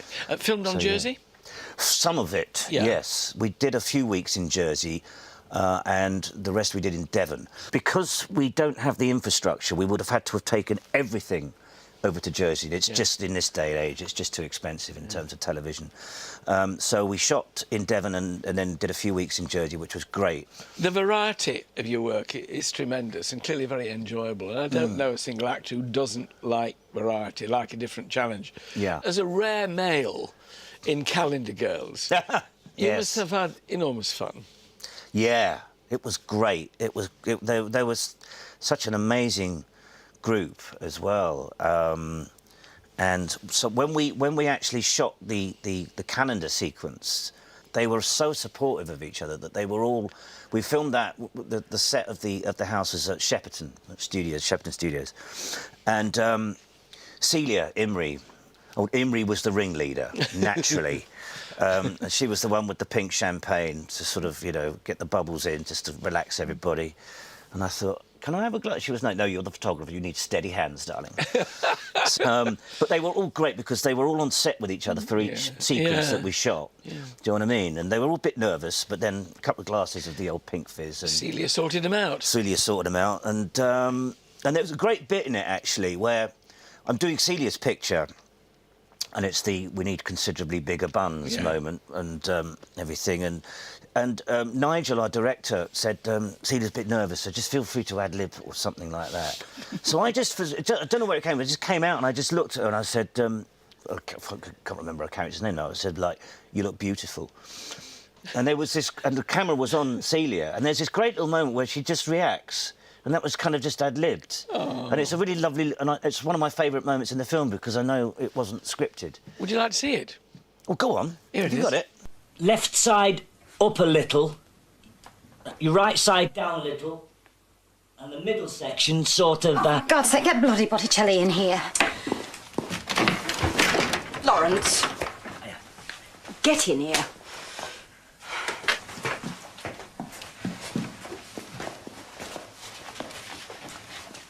Chin down to your left.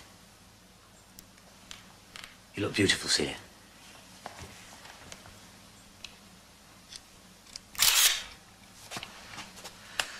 OK. We're away. I just think you were slightly upstaged by the ice buns, weren't you, there? Completely. Absolutely. No pink fizz, but a bit of ice bun. A bit of ice Great. buns, that's all you got for your trouble. The things that you've been in, you know, you've been one of those faces which right from the early days has popped up. I mentioned Minder. You also had what I hope was a delight in being in the very last Poirot with David Suchet, the final curtain one. Yeah, that's right, yeah. Well, that came about because David and I shared the same agent, who's no longer with us, our dear Gilly Sanguinetti, who passed a few years ago. And I'd done this production called Hidden in Northern Ireland, and David very kindly agreed to just come in and do, not a huge part, but just sort of guest in it. And they were thinking of setting up the last 3 Poirots, which they hadn't done, and we were just chatting in between takes, and he said, "You've never done a Poirot, have you?" And I said, "No, I don't think so. No, I haven't." He said, "Well, we're trying to get the last 3 in motion. Will you come in and be in one?" So I said, "Yeah, sure, if you want me." And then it sort of happened, and it just turned out that it was the last ever episode, yeah. But he transformed himself into that part, didn't he? His physiognomy was different. He basically, it was true, there was the things that, I think once he got the moustache on, he became Poirot. So if you're in the makeup trailer, and you're in the middle of a conversation, and he'd be David Suchet, and as soon as it was a bit of a silence, and then suddenly the moustache would go, and he'd be like, "Anyway, Philippe," you know? He'd be like, "Oh, it's Poirot." And he'd stay in the character on set, but it wasn't at all pretentious. It was just his way of working, and it just became kind of the norm. He didn't think twice about it. And I mean, I did it when I worked in America. I worked on a series called Outcast, and I was playing a Southern preacher. So I spent the whole time just staying in the accent. It's interesting that because you're a great voiceover artist too. I mean, we hear you a lot, and seeing at the end of it, you know, is that bloke. Oh, it's Philip Blaisdell. knew I knew the voice, you know. So the voice, as opposed to the whole thing, is, I know somebody does radio. I love the intimacy of voice work because it's much more subtle in certain ways. It is. Somebody told me many years ago, they said, just imagine you're talking to one person. Yeah. Just imagine you're talking to your friend. Do you know what I mean? Excellent. And I think that's the sort of thing with radio, generally speaking.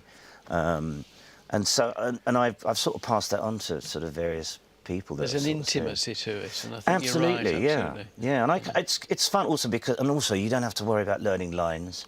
You don't have to put a costume on or makeup. You just turn up, get a coffee, nice warm studio. Do I gather that learning lines is a bit of a...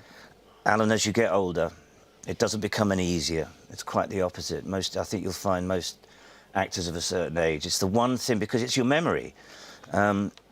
And as we know, as one gets older, one's memory does begin to decline in some respects. This is why you see, back in the day, you see so many actors used to do crosswords. And I always wondered, was that just stave the boredom? But I think actually there was a thing about people wanting to keep their brain ticking over as well, you know. But it's certainly, I mean, you have this thing now where actors are required to go and do a self-tapes, where you have to literally, you get sent some bits of paper, a script, and you have to learn it. Is this for an audition? For an audition. Yeah. And you have to learn it, and then invariably what happens is that the actors get sent it with 2 days' notice. Now, it's fine if you're 20 years old and your brain's fresh and you can learn it, but when you're of a certain age, we take a bit longer. And so I think it's something that the industry really need to look at, and because it's not something that actors enjoy doing. It's kind of emotionless, and you know, sometimes it's just I just feel it's an insult to the acting profession and the talent. There, I've said it. There yes, and directors watching, please take note. It's only fair. Well, it's casting directors, really. Directors, I think, but cast directors, get people back in the room. You've got to get people back in the room and meet. Is this something that your brother feels as well as Robert Glenn is to your brother? I mean, do you get confused with one another every now and again? Occasionally, yes. I think I get it more than people come up and say, I've had a few people come up and say, I love you in Hustle. And I said, no, I'm not in Hustle, that's my brother. And they go, no, it's you. And I said, no, it's not me, it's my brother. And I remember saying this to Roberts, and I said, people ever come up to you and sort of, you know, think you're me and sort of say, I really like you in Life on Mars? He did this long pause, and he looked at me and he went, no. Charming. charming. There you are. Yeah. Brotherly, sibling rivalry. Thank you, Sibling Philip. rivalry. Bless you. You'll be staying for the selection of cinematic cocktails in honour of the Oscars, will you? Go on then. Try. Well, before we're transported to Hollywood, let me transport you somewhere close to home. It's time, and I know you like to guess, so I'm not telling you, for today's Ode to Joy.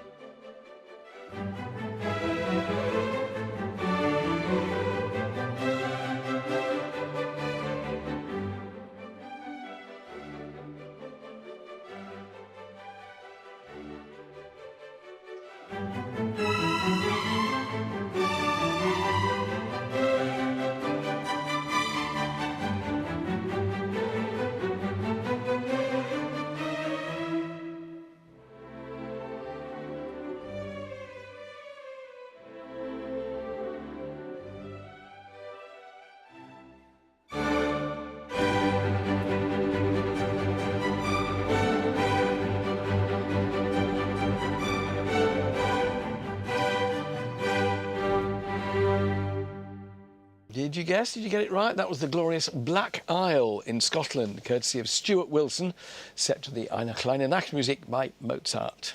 Coming up, it's Oscars night, in case you've slipped it or been living in a cave or something. Not to be outdone, we have our own celebrations. Becky Paskin's bringing a touch of old Hollywood to today's Best of British, and she's a great supporting cast too. I'll be back with Becky, Philip, Jenny and Renee. What a cast! Right after this.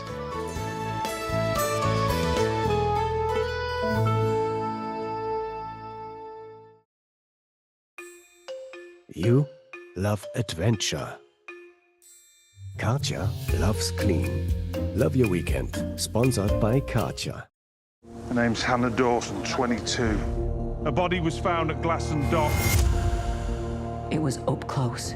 It was intimate. This is about having a go at the police. That young life, you just snuffed it out.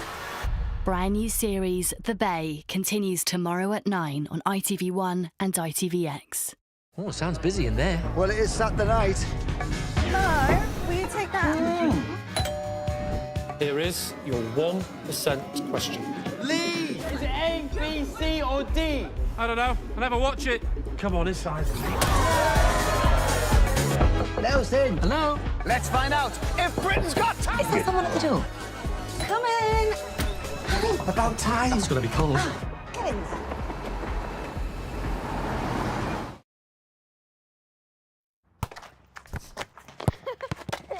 You can't play here.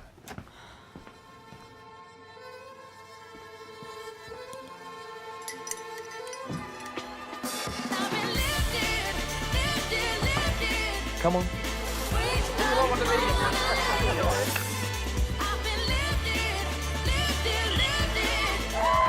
We rise by lifting each other. Kenko, made to uplift.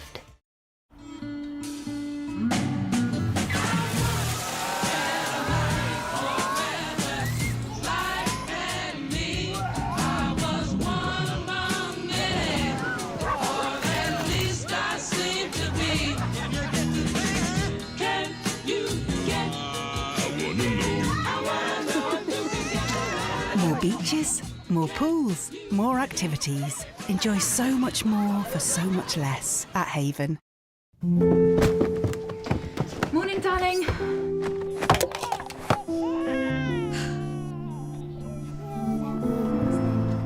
So, who's playing today then? Now open.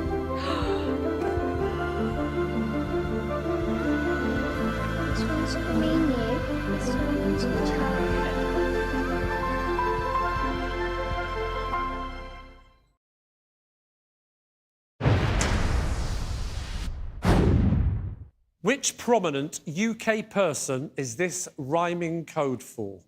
The time starts now. Find out the answer on all new The 1% Club tonight on ITV1 and ITVX. A ridiculously big new game show is coming.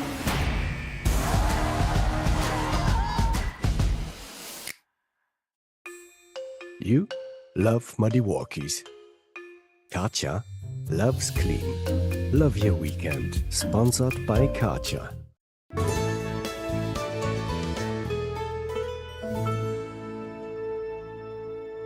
Welcome back to Love Your Weekend. Tonight, Hollywood's biggest stars will come together for the 97th Academy Awards. But who needs the Oscars when you can have a perfectly good cocktail party at home? That sounded right, didn't it? Oh, even on a train. Take it away, Marilyn. Oh, I tell you, my dear, this is the only way to travel. You better put on the lights. I can't see what I'm doing. No lights. We don't want them to know we're having a party. But I need to spill some. So spill it. Spills, thrills, laughs, and games. This may even turn out to be a surprise party. What's a surprise? Uh-oh. Not yet. When? Better have a drink first. A chaotic cocktail party, but one that we'd all love to have been invited to. Did you know that Marion herself never won an Oscar? Still, she did win hearts aplenty, including that of Jack Lemmon, I think. Here to help us channel that golden era of Hollywood glamour, our very own screen siren, Becky Paskin. There's so many cocktail moments in movies, particularly back in the silver screen days, so I thought I'd bring you a selection of my favourite moments, including that one of Marilyn on the train as well. So when we get to it, we'll kick off with one of my favourite films of all time, and that is Breakfast at Tiffany's. 1961. We're starting with this one over here. So I have made for you a breakfast royale, which is a champagne cocktail, but made with English sparkling wine. And this is from Leckford. This is a Waitrose own sparkling wine. Absolutely stunning, made in the traditional method as well. And I've just paired it with some croissant syrup and some cassis as well. So, somewhat? Yes. Syrup? What, as in croissants? I made a syrup out of croissants, yeah. Pastry and butter? Pastry, butter, berry as well. So there's that kind of I can taste the croissant in flavour there. come through. Oh, yeah. A bit. That's really good. A bit. It's breakfast. It's very nice. It's really breakfast in a glass. It is. Oh, gosh, that's That is so good. It's so light. In a glass with Yes. a kick. With a kick. If I was to meet Audrey, I would take her to Tiffany's and we would have a glass of this together, looking in the windows. Cheers. Good. Very good. Good morning. Verdict. Yes. Rennie? This is really good. It's light. I love it. I love a champagne cocktail. This is great. Jenny? I think it's terrific, and it does have that breakfast taste. It's really delicious. It is. It is delicious. It's going down very quickly. I'm going to put it down. I can try it. Exactly. So our next drink is the Marilyn Monroe Manhattan, and this is inspired obviously by Some Like It Hot and the drink that they enjoyed on their train to Florida to play in their all-female jazz band. So 1959, this is obviously a film set in the 1920s, the height of Prohibition. So the fact that they managed to have a bottle of whiskey and then a bottle of vermouth on the train, they mixed them up in hot water bottles. I think you only need to sniff this. That's strong. I love the glasses as well, the classic. It's a strong drink. I love these glasses. Renee, you will no longer need eyelash curlers. Just sniff this. Now, if you Wow. are a film buff, you'll know that Tony Curtis's character, he plays the saxophone. And so I've chosen to use a Scottish whiskey called the Glendronach for this Manhattan. It's very sherried, so lots of lovely, rich dried fruit flavours to it. But the reason I chose Glendronach is because its stills are shaped like saxophones. They're known as the saxophone stills. So this whiskey is chosen in honour of Tony Curtis playing his saxophone in Some What Like do It we Hot. think? That's incredibly... Well, and the sweetness comes what from the vermouth. From the vermouth, there's a slight sweetness from the Scotch whisky as well. I have actually cheekily added a dash of cherry brandy in here as well. Because I think that just rounds out those fruity flavours and just adds a little bit of a kick, so you can detract a bit from the vermouth and add just a touch of cherry brandy. You don't need much of a sip, do you? I was going to say, It's I couldn't do very too many strong. of these, I don't think. I'd be on the Jenny? floor. I think it's delicious. I couldn't drink too much of this without and still stay standing. Yeah. It has way more flavours than I thought it would. Smelling it, I was like, oh gosh, it's going to blow my head off. But actually, sipping it, I'm like... We're moving into a drink that's called the French 75.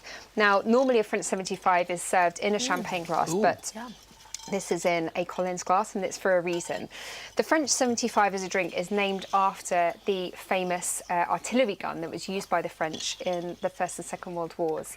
Can you guess the film that this might be from? Who was in it? Give us a clue. If I were to say to you, here's looking at you, kid. Casablanca. Casablanca. Of course. There we go.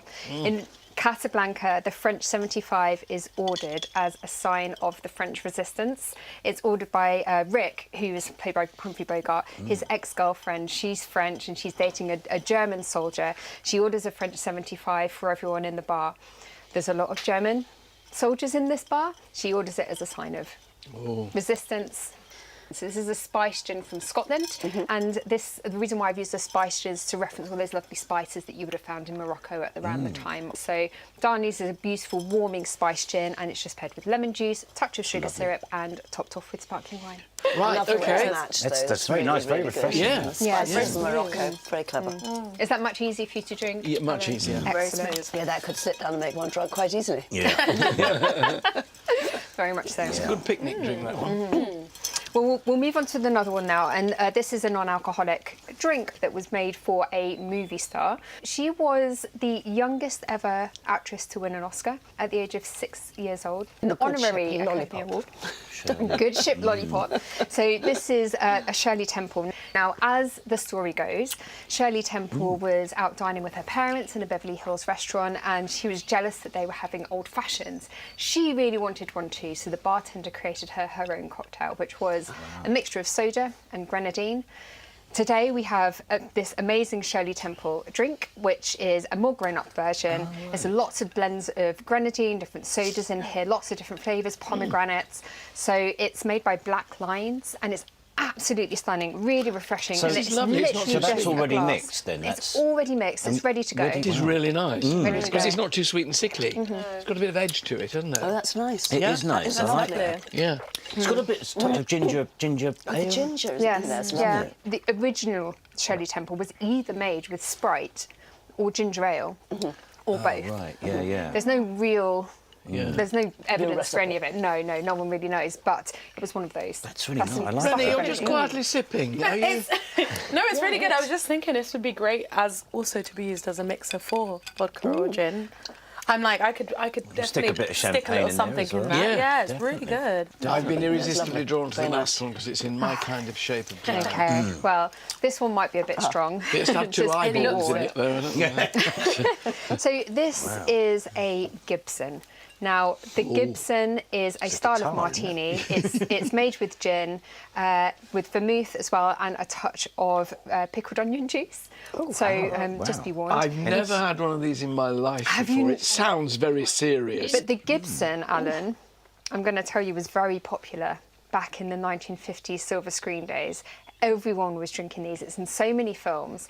All About Eve with Bette Davis. Yes. But also North by Northwest. Oh, yeah. Absolutely. Yes, the Alfred Hitchcock Love thriller it. with Cary Cary Grant. Carrie Exactly. running through the maize field. That's right, yeah. So for this one, we've used a Grasmere gin, and this is from the northwest of England. You'll see where I've gone there. North by northwest of England. Yes, very much so. And this is a really lovely distillery. They're 100% carbon neutral. They produce this beautiful, clean, fresh, juniper-y, citrus-forward gin. It's stunning, and paired with the pickle juice, I love it. Philip? Rennie, you... I've never had a martini before, and so this is, I'm scared to sip it. It's not super You strong. can't compare it. No comparison, but let's see. It is completely different to a normal And martini. I'm going to have the pickled onion from it. One of the eyeballs, as you said. Gosh. I might have one of them. Shall I? That is so strong. Jenny, is this your kind of drink, or...?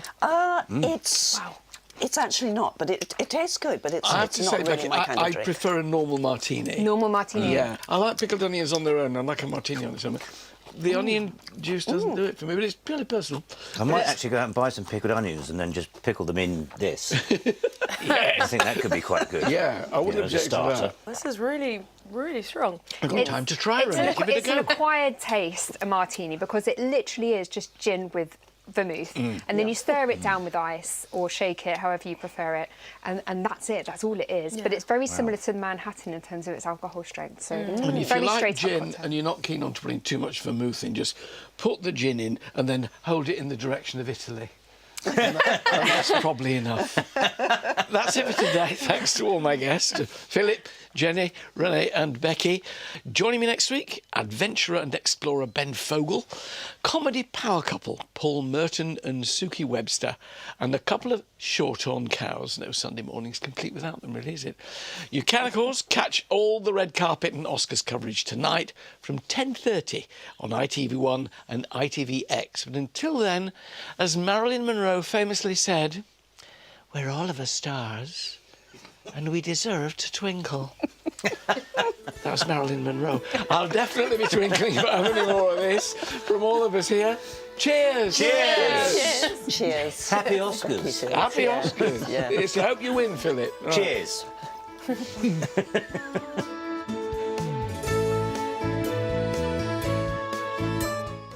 Put your logic and common sense skills to the test tonight and see if you can make it into TV's most exclusive club. Lee Mack will be here with the 1% Club at 8:20. But next here this morning, it's the very latest ITV News.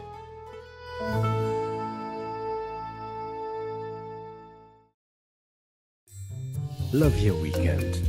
Sponsored by Karcher.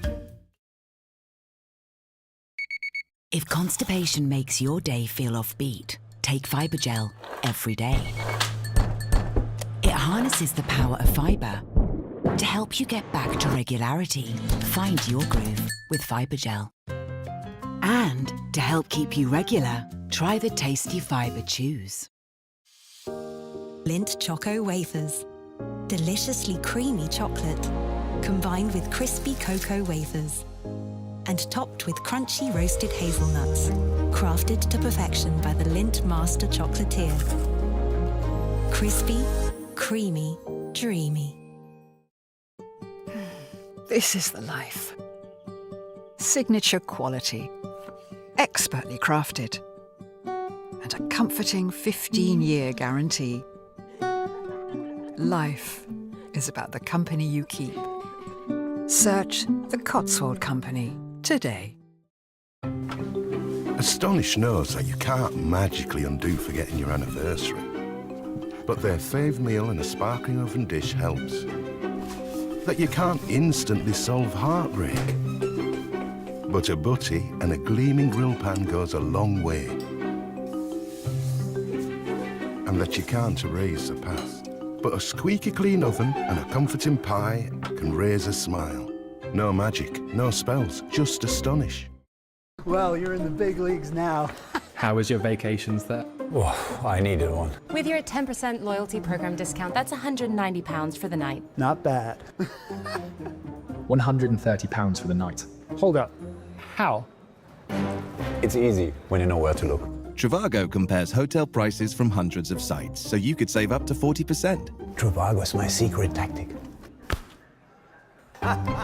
Hotel? Trivago.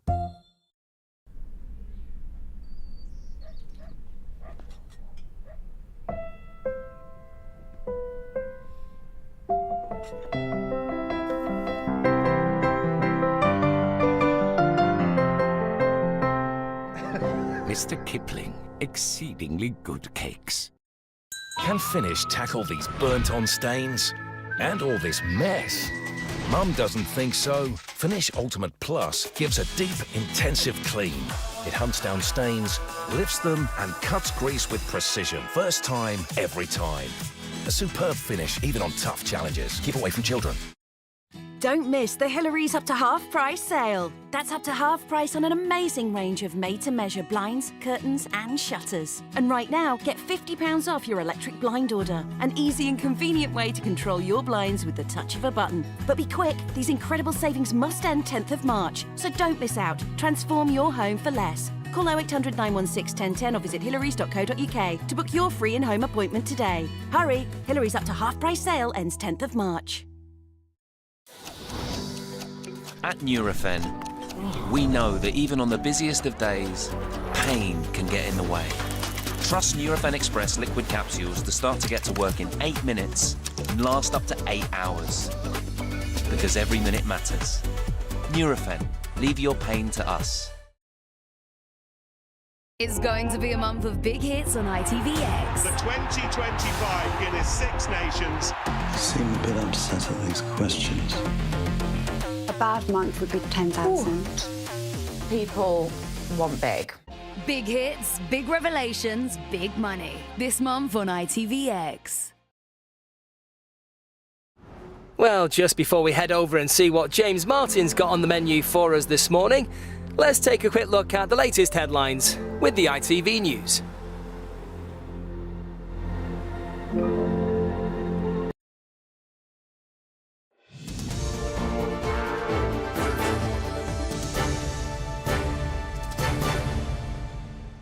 Good morning. The Oscar-winning actor Gene Hackman is believed to have died nearly a week after his wife passed away from a rare virus. The couple's deaths had been unexplained since their bodies were found at their home in New Mexico last month. Investigators say the 95-year-old actor died of heart disease, but had also been living with advanced Alzheimer's.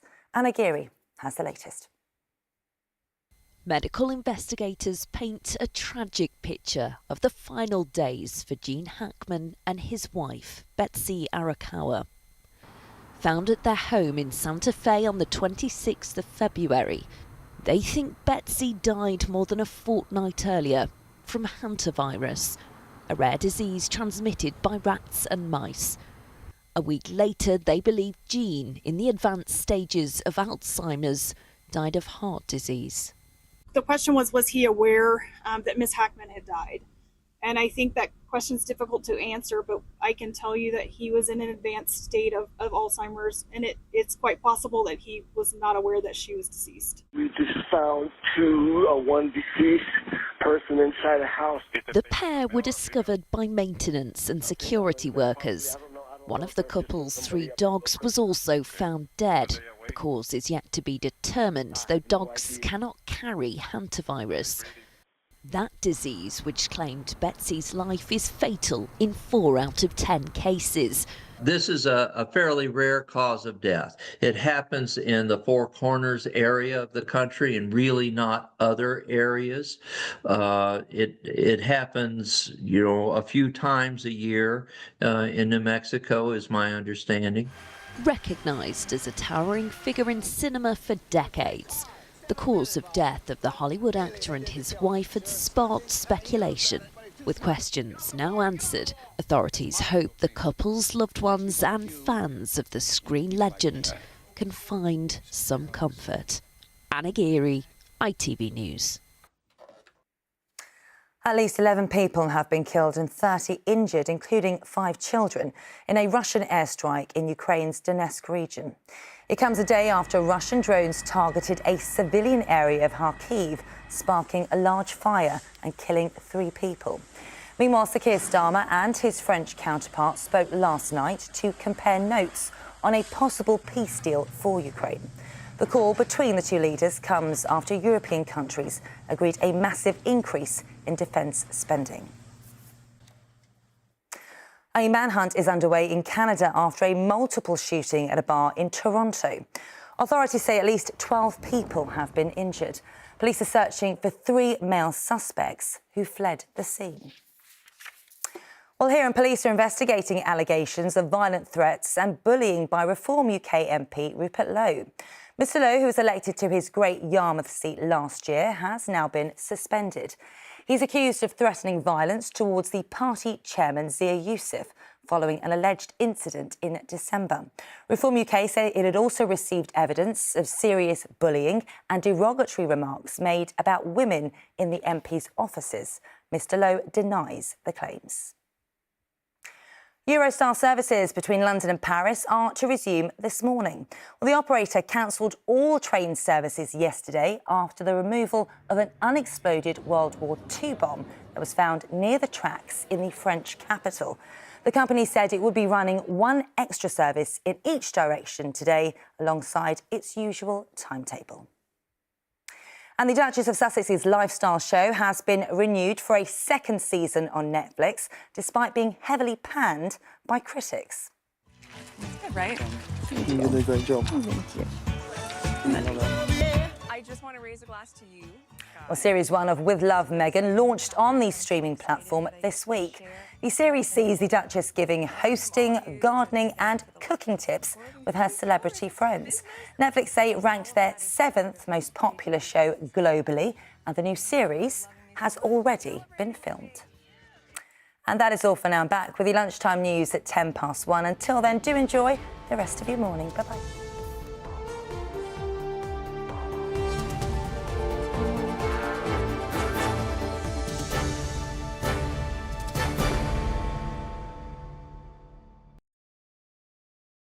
No, I don't go to Specsavers. I don't go to Specsavers, actually.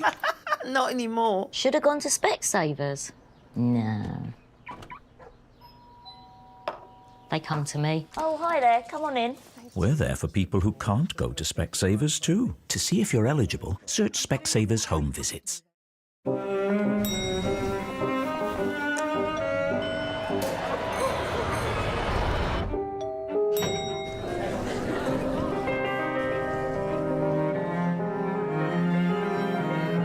Happiness starts with you. The new refillable fragrance, La Vie est Belle Elixir, Lancôme. Meet the Shark Power Detect, a game-changing breakthrough in cleaning, designed to capture more dirt, debris and hair. With Duo Clean technology, it automatically reacts to your home, optimizing performance on any floor type. Hair wrapping? No problem with Shark Anti-Hair Wrap. Got hard-to-reach areas? No more with Lift Away. And that's not all. Unlike many others, it devours debris in both directions. The game-changing answer to all your cleaning problems. Shark Power Detect. Join us at the Ideal Home Show in partnership with Laradoute Interiors for a great day out. Explore the latest trends in home and garden to help create your ideal living space. Hear from experts, shop from hundreds of brands, discover an event full of ideas and inspiration. Show starts Friday the 21st of March to the 6th of April at Olympia, London. Book tickets now at idealhomeshow.co.uk. Jane Plan is a weight loss plan. Jane Plan is so simple. Simply follow the plan and you lose weight. You'll receive a box of meals for 28 days and there's even nutritional support. There's 28 breakfasts, 28 lunches, 28 snacks, there's even chocolate and 28 delicious dinners, like lasagna. It's from just £2.70 a meal. Just £2.70 a meal. That's janeplan.com. I lost 2 stone and 5 inches off my waist. The meals were delicious. In just 6 months, I lost 3 stone. I've lost 3.5 stone. I feel more confident, more energetic. I never knew losing weight would be this easy. I'm 2 stone 4 pounds down. I'm even looking forward to wearing a bikini this summer. I never thought I'd see that again. For me, Jane Plan ticks every box. I get all the support I need, I get to enjoy my favourite meals, and I still get to lose weight. What's more, it's from only £2.70 a meal. Yes, £2.70 a meal. Visit janeplan.com and start today. It's from £2.70 a meal. That's janeplan.com or call 0800 612 9068.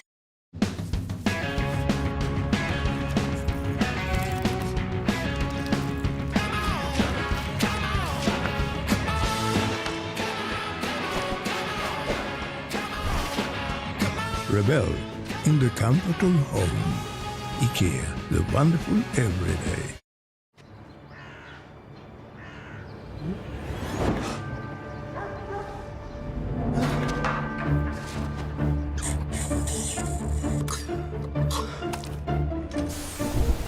Doing the right thing should be faff-free. So we've made doing your bit a little bit easier. Introducing new John West Eco Twist. Simply twist, enjoy and recycle. New John West Eco Twist. Fully recyclable, fully faff-free. Acting legend Nigel Havers is the lucky one sampling all the tasty food now on ITV1 in this brand new episode of James Martin's Saturday Morning.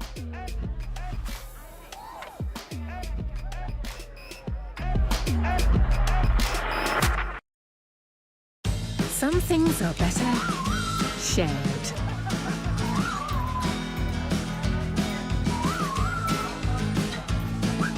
Ramona's Heavenly Hummus sponsors James Martin's Saturday Morning.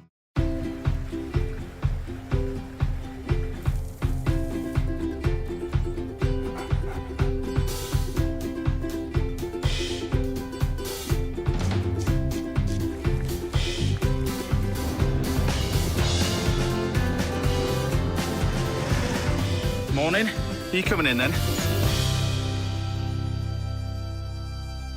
Good morning, and what a show we've got lined up for you today. Today's a special one. We're in the presence of acting royalty, as I'm joined in the house all morning by the one and only Nigel Havers is here. Good friend of the show, Jonathan Pang, is back as well. He's putting his own spin on one of my favourite ever dishes. No pressure there, then. And don't miss this week's little masterclass as well. We're teaching you the proper way to prepare and dress some brown crab.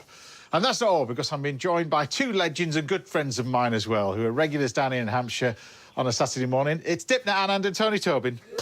How you doing? Welcome back. Welcome back. You must live here, you two, anyway. I know. It's good here, isn't it? So, Moving in soon. Dipna, what are you going to be? What have you brought with us in your car? What do you bring with us? We are doing a keema peas with lamb mince. Right. Okay. And some homemade triangle pratas. Okay. I love when you say we. That you put me to work every time you come down here as well. Yeah, you're rolling today. Rolling again. So what about you? You got... Well, I've heard that you like pasta, mushrooms and cream. So I'm doing a chicken... All of the above, morel, yes. Yeah. A chicken and morel cream sauce. Classic. With some fettuccine. Sounds very good. You're going to love it. Classics as well, right. But we're kicking things off today with a classic as well. I'm going to show you a nice little dish using these donuts and cruffins with a little help from an amazing bakery down in Swindon. But I'm going to introduce you to this shortly, and I'm going to serve them with rhubarb and ice cream. But we're going to take this beautiful rhubarb. Rhubarb is obviously from Yorkshire. There is no other place for rhubarb other than Yorkshire. In fact, there's no other place in the world other than Yorkshire, to be honest with you. But we've just got some beautiful little rhubarb over here. This is banging season at the moment. Gorgeous rhubarb triangle, Wakefield, Halifax. That area produces the best rhubarb in the world, in my opinion. A lot of people's opinion as well, but this is fantastic. This is not... Then you've got the forced rhubarb, which is inside the sheds. This is just beautiful. Simple to cook as well. That's the key with this. And I also think because of rhubarb and the texture of it and the flavour, it's quite sharp. If you put too much sugar in, you lose that sharpness. You need a decent amount. It's really important to keep that. But I think the additional flavours of other things that complement the rhubarb really well. And I'm going to put a few of them in there now. So together at the same time as rhubarb, we've got blood oranges, which are in season. These amazing blood oranges. And also we've got other things like spices. We've got, you can use a little bit of cinnamon, that kind of stuff, touching nutmeg if you wanted to. But blood oranges and whiskey, they're the great flavourings with rhubarb, as well as ginger, that kind of stuff. So to keep it really, really simple, we're going to take our rhubarb, basically just put that in a pan with a little bit of water, tiny bit of water to start off with. That's going to sit in there, and I'm going to serve this with these amazing sort of donuts. So we're going to put a little bit of spice in there as well. In we go with the sugar. This is just some caster sugar, but also in here, I'm actually going to put some golden syrup in amongst here as well. So that's all going to sit in, and we're going to slowly cook that. It takes about 4 or 5 minutes just to simply cook this little bit of rhubarb with some blood orange juice and zest I'm going to put in there. Nice. And I'm going to serve it with one of these donuts. So I know you can't wait any longer, so we'll just introduce you now. We're going to head over to Swindon to introduce you to an amazing little bakery. Oh, I say little, it's not so little anymore, but we'll chat to Lorna and Tiago from Pip & Co Bakery. Welcome to the show, guys. Hello, James. Almost local for us, just over the top of the hill over here. So first of all, tell me about the bakery, Tiago. How did it all start? Well, it started about 12 years ago in a fairly small bakery, about 70 square meters. 70 square feet. And from there on, the company's been growing, mainly through selling in markets and wholesalers around Wiltshire, and in the more recent years, after moving to a bigger production unit, just really expanding and supplying, southwest England. So, Lorna, explain to us what we got in here, because the chefs can't wait much longer before we dive into this. So can you explain... Let's talk about the donuts, first of all. You're going to explain the process of how you make these. Why and what on earth... I've been a pastry chef for 30 years. What are you doing? How does this work? I can tell you that it's a top secret. Yeah, well, OK. How does it work, then? Explain the process of how to make a simple donut. We use an enriched brioche dough, and we use locally sourced ingredients wherever we can. Organic cream and milk, free-range eggs, local flour, and our doughs are fermented for 12 to 24 hours processing, the pruning and frying. So, and explain to us these. What are these then? These little swirl ones, because we're going to get them to dive into these as well in a second. Yeah, you're going to taste these as well. So, what have we got here? What do you call these? So that's our cruffin. We only just started making those about 2 years ago. Right. So that's our donut dough, which has been laminated with butter, and then we form into our cruffins and fill with the same fillings that we put in the donuts. So when you're doing this, is it? I mean, you've seen the unit behind you. Are the machines to do all this, or is it still as labour-intensive that it is? Because I take it the reason why you get the quality of it is you still got to do a lot of this by hand, have you? Yeah. So we've got a small laminating machine for the pastry, and then all the rest of the process is done by hand. So they're hand rolled, cut, formed, and then hand filled. There's nothing wrong with that, let me tell you. we've lost you. We've lost. Can I take those with me when I go? No. Not a chance. Oh. You've got to look at the barrier you've got here. Then we've got these ones as well. So how many different types of products are you making from the unit that you're studying now? Are you just focusing it on 2 or 3, or do you make bread as well? Is that what?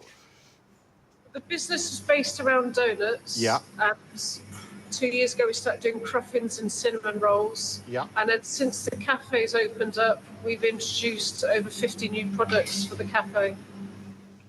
So when you're doing these, so you've got, I mean, Tiago, you've got these for a small selection of places on the south coast, have you? That you're doing it. You've not got mail order. Yeah, I mean, we're quite limited just because obviously these are made fresh every night and consumed fresh every day. So they don't, they're not like a supermarket donut that lasts a week or something. The cruffins get delivered nationwide to a partner of ours. But the donuts, unfortunately, we're not there yet. One day, probably. Hopefully. One day. Well, one day is coming, trust me, but the quality of these are amazing, aren't they, really? They're so good. And give us... Well done, they're really lovely. Give us an idea about the volume of this, really, because when you started, you were doing, a few hundred a week. Now give us an idea about the volume that you're turning over now, just in a few of the sites that you've got. So how many donuts are you making a week out there? In a busy week, we can make up to 20,000 donuts, which is comparing to where we were 12 years ago. In fact, James, is a huge difference. Congratulations. Lorna saw this expansion, better than me because she's been with the business for longer. So she felt in real time this growth. Yeah. And you say you make them fresh, and you can taste the freshness. They are so delicious, so good. And this is. And all the crew wanted to say thank you as well. There you go. You don't often get that here, to be honest with you, as well. But there we have it. I've just taken this is my version of sort of rhubarb and custard. I've roasted some rhubarb in the pan, served it with vanilla ice cream, and we got a beautiful custard donut. But there we have it. Easy as that. Hey. You get to dive into a bit of this. Go on then. Go on then. There you go.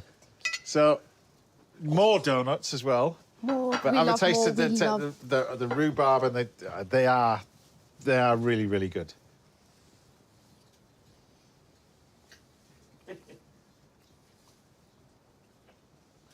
That's the best breakfast I've ever had. Delicious, isn't it? It's lovely. It works so well with the rhubarb. Yeah, I think because the rhubarb, you need sugar, not too much, I don't think. So I like the sharpness of rhubarb, and I think with that's why rhubarb and custard works. But I think with the sweetness of the donut, rhubarb is really good. And you know that sweet you get, the rhubarb sweet? It's like that. It's so good, the whole mix. So I'm trying my best. There you go. Right, I'll be serving up a plate of lamb for the one and only Nigel Havers very shortly.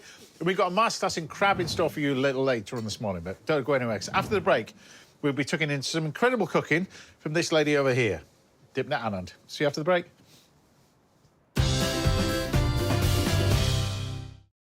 Some things are better shared. Ramona's Heavenly Hummus sponsors James Martin's Saturday morning. That's very impressive, Angela. Oh, my smart meter display. Oh, yes, thanks to my smart meter, my energy company rewards me when I move my energy use to off-peak times. That's when I do the laundry. I do the gardening off-peak, too. So, it pays to be flexible, Angela. It all helps, Albert. Get rewarded for using energy flexibly, only with a smart meter. I'll be there. And there. And there. I'll be by their side on the boat and at the station when they launch. Because I have left the RNLI a gift in my will. My gift equips and trains them to brave the waves and gives them the strength to save lives again and again. Leave a gift in your will to the RNLI. Be their protection at sea. As a charity, the RNLI depends on gifts in wills. Your gift will always be remembered because your name will be added to the side of a lifeboat. Search RNLI Wills to receive your free guide to gifts in wills. Thank you.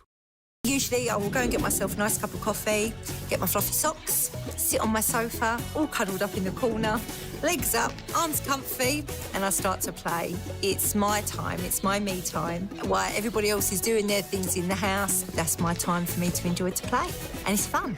So yes, I like it. Do as Lisa.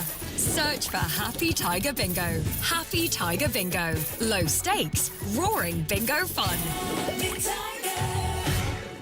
3 reasons why you should try Jane Plan to lose weight. Firstly, it really, really works. In just 6 months, I lost 3 stone. Secondly, it's super convenient. I receive all of my meals, no food shopping, virtually no cooking, and no calorie counting. Plus, I get nutritional support. Thirdly, it tastes really, really good. For me, Jane Plan ticks every box. I get to enjoy my favourite meals, and I still get to lose weight. What's more, it's from only £2.70 a meal. So what are you waiting for? Go to janeplan.com or call 0800 612 9167.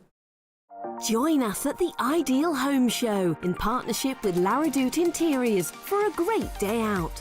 Explore the latest trends in home and garden to help create your ideal living space. Hear from experts, shop from hundreds of brands, discover an event full of ideas and inspiration. Show starts Friday the 21st of March to the 6th of April at Olympia, London. Book tickets now at idealhomeshow.co.uk. Sainsbury's? Oh, he made her money. Hey Sainsbury's, explain it, will you? Well, the same effort we put into our baking goes into matching prices. Remarkable. We've actually come in under budget. Get it now? Already got it. Sainsbury's. Good food for all of us.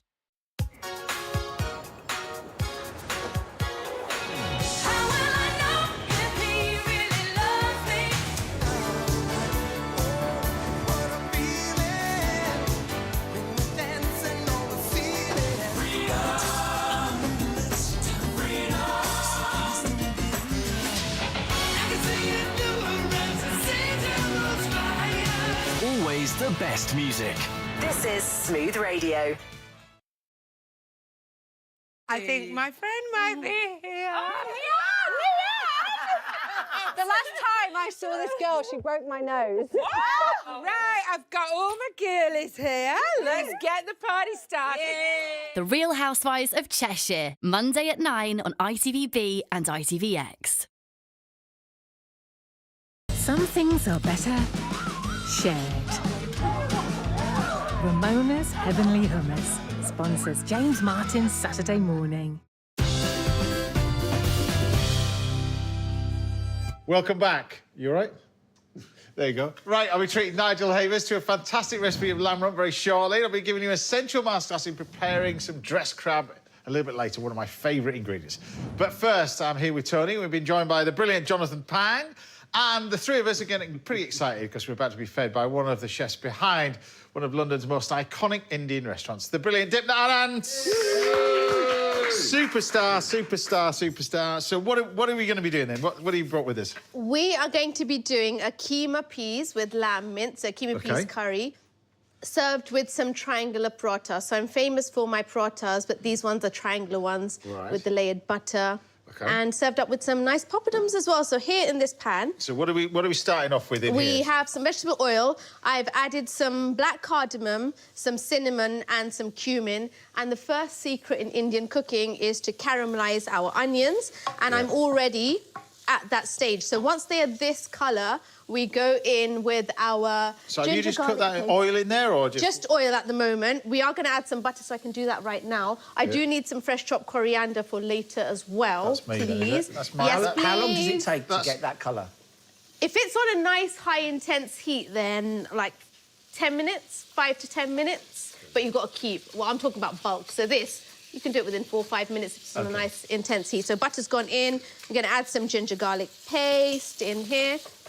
Because you're doing tons of outside catering at the moment. How many onions do you use in a week? You must use. You must use.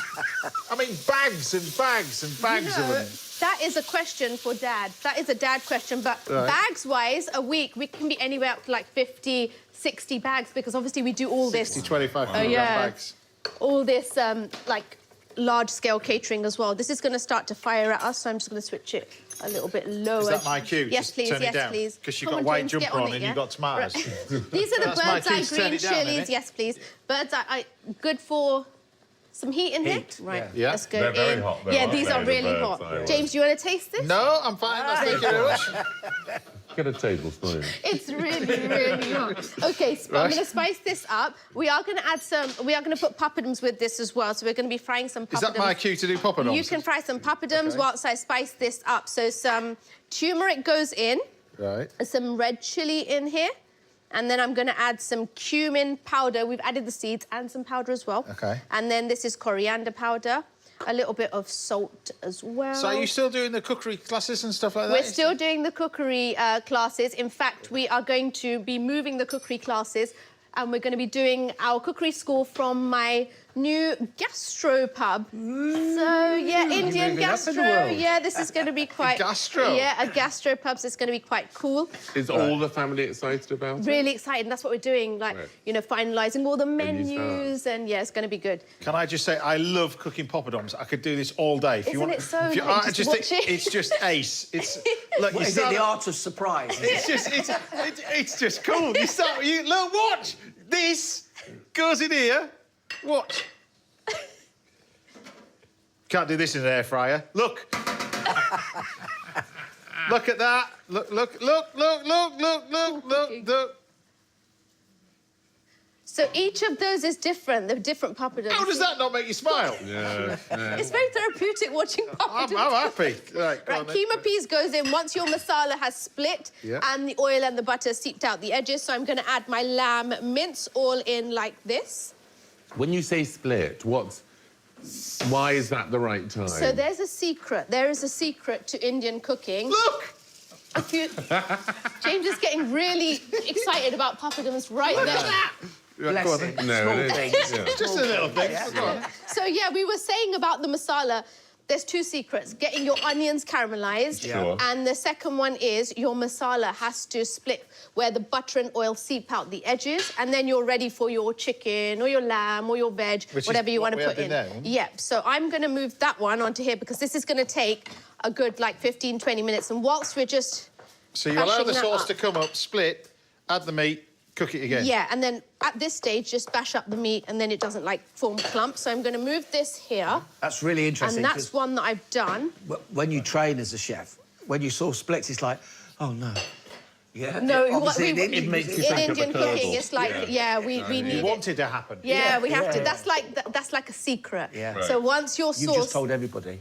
I know it's out now. Dad's not here, so it's all right. But he's going to be watching. He's going to be watching, so... Right. Right, so these are your... Well, tell me about All this, right, because so you've had me these making these before. I'm are used to salad. parathas. They're not supposed to have coriander in, but James kind of took the whole board here. I'm just... Right. He does that. There we go. And what you're supposed to do is you're supposed to round them using your thumb and your small finger like this. And then we'll do another one. And then what is this called? This is a tava. So it's usually made of iron, but this works really well. It's a crepe pan. So you can just cook it on this. But for the parathas to cook well, you need the crepe pan to be nice and hot. Not too hot, because then it will get... So if you do a few more of these are called pede, like this. Like making the bread rolls when you're at college. Remember that? It's a little bit more complicated than that, Tony. No, I mean the rolling bit. No, And then- this is tricky, this. Yeah. James, is that one switched on, yeah? Yes. Perfect, okay. I'll finish that in just a second. I'm going to add my peas, actually, to that whilst that's going on. So what are you bringing the outside into the middle? Is that what you're doing with this? So I'll tell you what to do. Just round them, and then I will tell you the next steps. Right. And this is switched on. Okay. It's on, don't you worry. Right, Then what you do... Yeah. Follow this now, because you're going to do, like, 3 of these in a minute. So You haven't got any flour on yours? All right, it's just happening, Tommy. You expand the edges using your fingertips. Dip in again. What have you done, this? Yeah. Yeah, but look, now look what you're doing. Look, press it there. And the other side. Yep, perfect. And then what you're doing, I'm going to move you over there, is you're rolling out like this. Yeah, you see, this is. Oh, that's impressive. Where you're rolling it and it's rolling at the same time. So, once that is done... Hold on, you've done that and mine end up oblong. OK, you add a little bit of ghee in the middle. Right. Like this, and this is the secret to triangle parathas. A little bit of flour, which gives it a nice crisp inside. A little bit of salt here in the inside. And then you fold this up like this, press down. A little bit more ghee on this bit. Close up like this. Are you following this? Yeah. He's looking very worried, though. OK, and then... I'm more happy with my poppadoms at the far end. I'm going to turn that then. And then... Yeah. You expand the edges again, like this. Dip into the flour again. And then start to roll out. So it then forms a nice triangle shape. So the folding gives you, like, layers, I guess? Layers of... Right. Exactly. So when you're doing, like, a lachha paratha, lachha means layer. Okay. So your lachha tandoori paratha in the clay oven, Right. you want those Is that layers. stuffed, or is that always with ghee? What, Can you stuff these like you can a Yeah, naan you bread? can, like an aloo paratha or one with cauliflower. Right. So, right, you shake this off like this. Go on, son. And you half cook it on one side. Go on, son, that's not working. All right, this is perfect. You I'm need going to switch add it on, the rolling pin. my finishing touches, which is my garam masala. Don't you worry, it's happening. Here. Oh, it is. That's not round, though. It's near enough. It'll be round in a minute. Don't you worry about it. How many years were you a pastry chef? Just asking. Garam masala finishing touch in this dish, and some fresh chopped coriander, which is there. There, I got I'm gonna that. add So you just do that over like that, and then you dip it in that. No, don't dip the ghee in there. Don't dip it in. Don't dip the ghee in there. Don't dip that in there. Right, coriander, and see now, you know this is ready to turn over. Perfect. As soon as you get those marks, bring over your ghee. And then what you're doing is, this is not the healthiest Indian bread, but it's certainly one of the tastiest. And you just put the ghee all over like this. Oh, yum. And you can see already the layers here. Yeah. How many do you want of these? 7. If you make about 10, 15 for me, that'll... Just joking. No, that... And then 20 for us. It's fine. I have some pre-done there. I have some pre-done. Right. Right, I'm going to put this on top of You here. made that look really easy, didn't you? Have you done another one for me? Yeah, there's another okay, one's there, perfect. ready to be... I'm going to also... See, you don't want your tawa to get too hot, so just... Can I borrow a bit of that? Yeah, can you just switch the heat a little... Oh, actually, it's... Yeah, perfect. go. So is that the one you've done? Yeah. Well, that's good. 5 out of 10. 5? That's on there. That's a bit severe. OK, so when you're cooking this at home, Right. do not put 2 on the tawa like James has done, but we're going to just have to continue this now, and we're going to be ready to present really soon. Are we? Yes, Right. we are. The Okay. keema peas, I'm going to give it another blast just once these parathas are cooked. That's all. Do you want to put some... Do you finish that with salt, or do you finish that with anything? Or? No, that's all perfect. So you can take those out. We've just, put them in there. Yep, perfect. There you go. There you go. And this one is, like, in my opinion, this dish, it goes amazing with naan bread, of course, but parathas are just, like, the best. Tell you what, though, that's not bad, though, is it, really? Not bad for a first try, I have to say. Yeah. It's not bad, is it? I think It's not brilliant, bad. chef. I'm quite... Oh, look what you... This is why you do not put 2 on at the same time. Right, so... Oh, listen. See, now just get that... Just put it over there. All right, Nobody anyway... noticed this. It's going on the bottom. Right, this is ready to plate up in a second. All right. Where's your papadums gone now? All right, right there. This, tell me about this thing, because this, I'm excited about this. And then you go do this. So that's one of our new papadum carts at the Gastro Pub. This is what Can we just talk about the white poppadom, because it looks like a prawn cracker to me from a distance. Yes. But I mean, what's the difference there? It's made of tapioca. Okay. This one is made of rice flour, the one with the bubbles, like this one. And then the other one is a wheat flour. So yeah, different. It's just a different type of papadum, a little bit more, a bit more interesting, right? And it's got seeds Right. in it. This is perfect. Cumin seeds or The something. peas are all cooked. Dad's overhead watching as well. He's gonna be... he's gonna. We have to ring him and show him this dish. We have to ring him? Yeah, because you know. Can we ring him now? Yeah, we can Okay. because I told him that I will show you the dish. Go on, where's your phone then? Can we? Yeah, my phone is. Oh, it's in here. Yeah. You've got to ring him. So while we do this, give us the name of this dish then while you get all the dad. We have keema peas with lamb mince, served with some triangle parathas, some mango pickle, and some papadums. Easy as that, gentlemen. Yay, can't wait. Oh, he's picked up. It was really good. James followed all of my instructions. And Dad, the keema peas has come out so good. Look at this. And it's the perfect texture. The sauce is good, just like the same way you would eat it. Yeah, grains are separate, yeah? Yeah, everything is separate. Grains are a little bit separate. She made a little mistake on this one, really. No. Look, he did this. James did this. Look what he did to the paratha. He put two on the stove at once. She got the heat of the pan a little bit wrong. I didn't. Oh, did I? Tell the truth. Oh dear, yeah. I did warn her, Galoo, but how do you think she's gone? I think she's done well. You happy with that? Yes, very happy. We get the all clear. You've got the all clear from Dad. Anyway, sending you all our love from here. Well done. Well done, he says. There you go. And I'll teach her how to work this cooker so she doesn't burn it next time. All right, see you later. See you, bye. It was him. Bye. There we have it. Dip down under, everybody.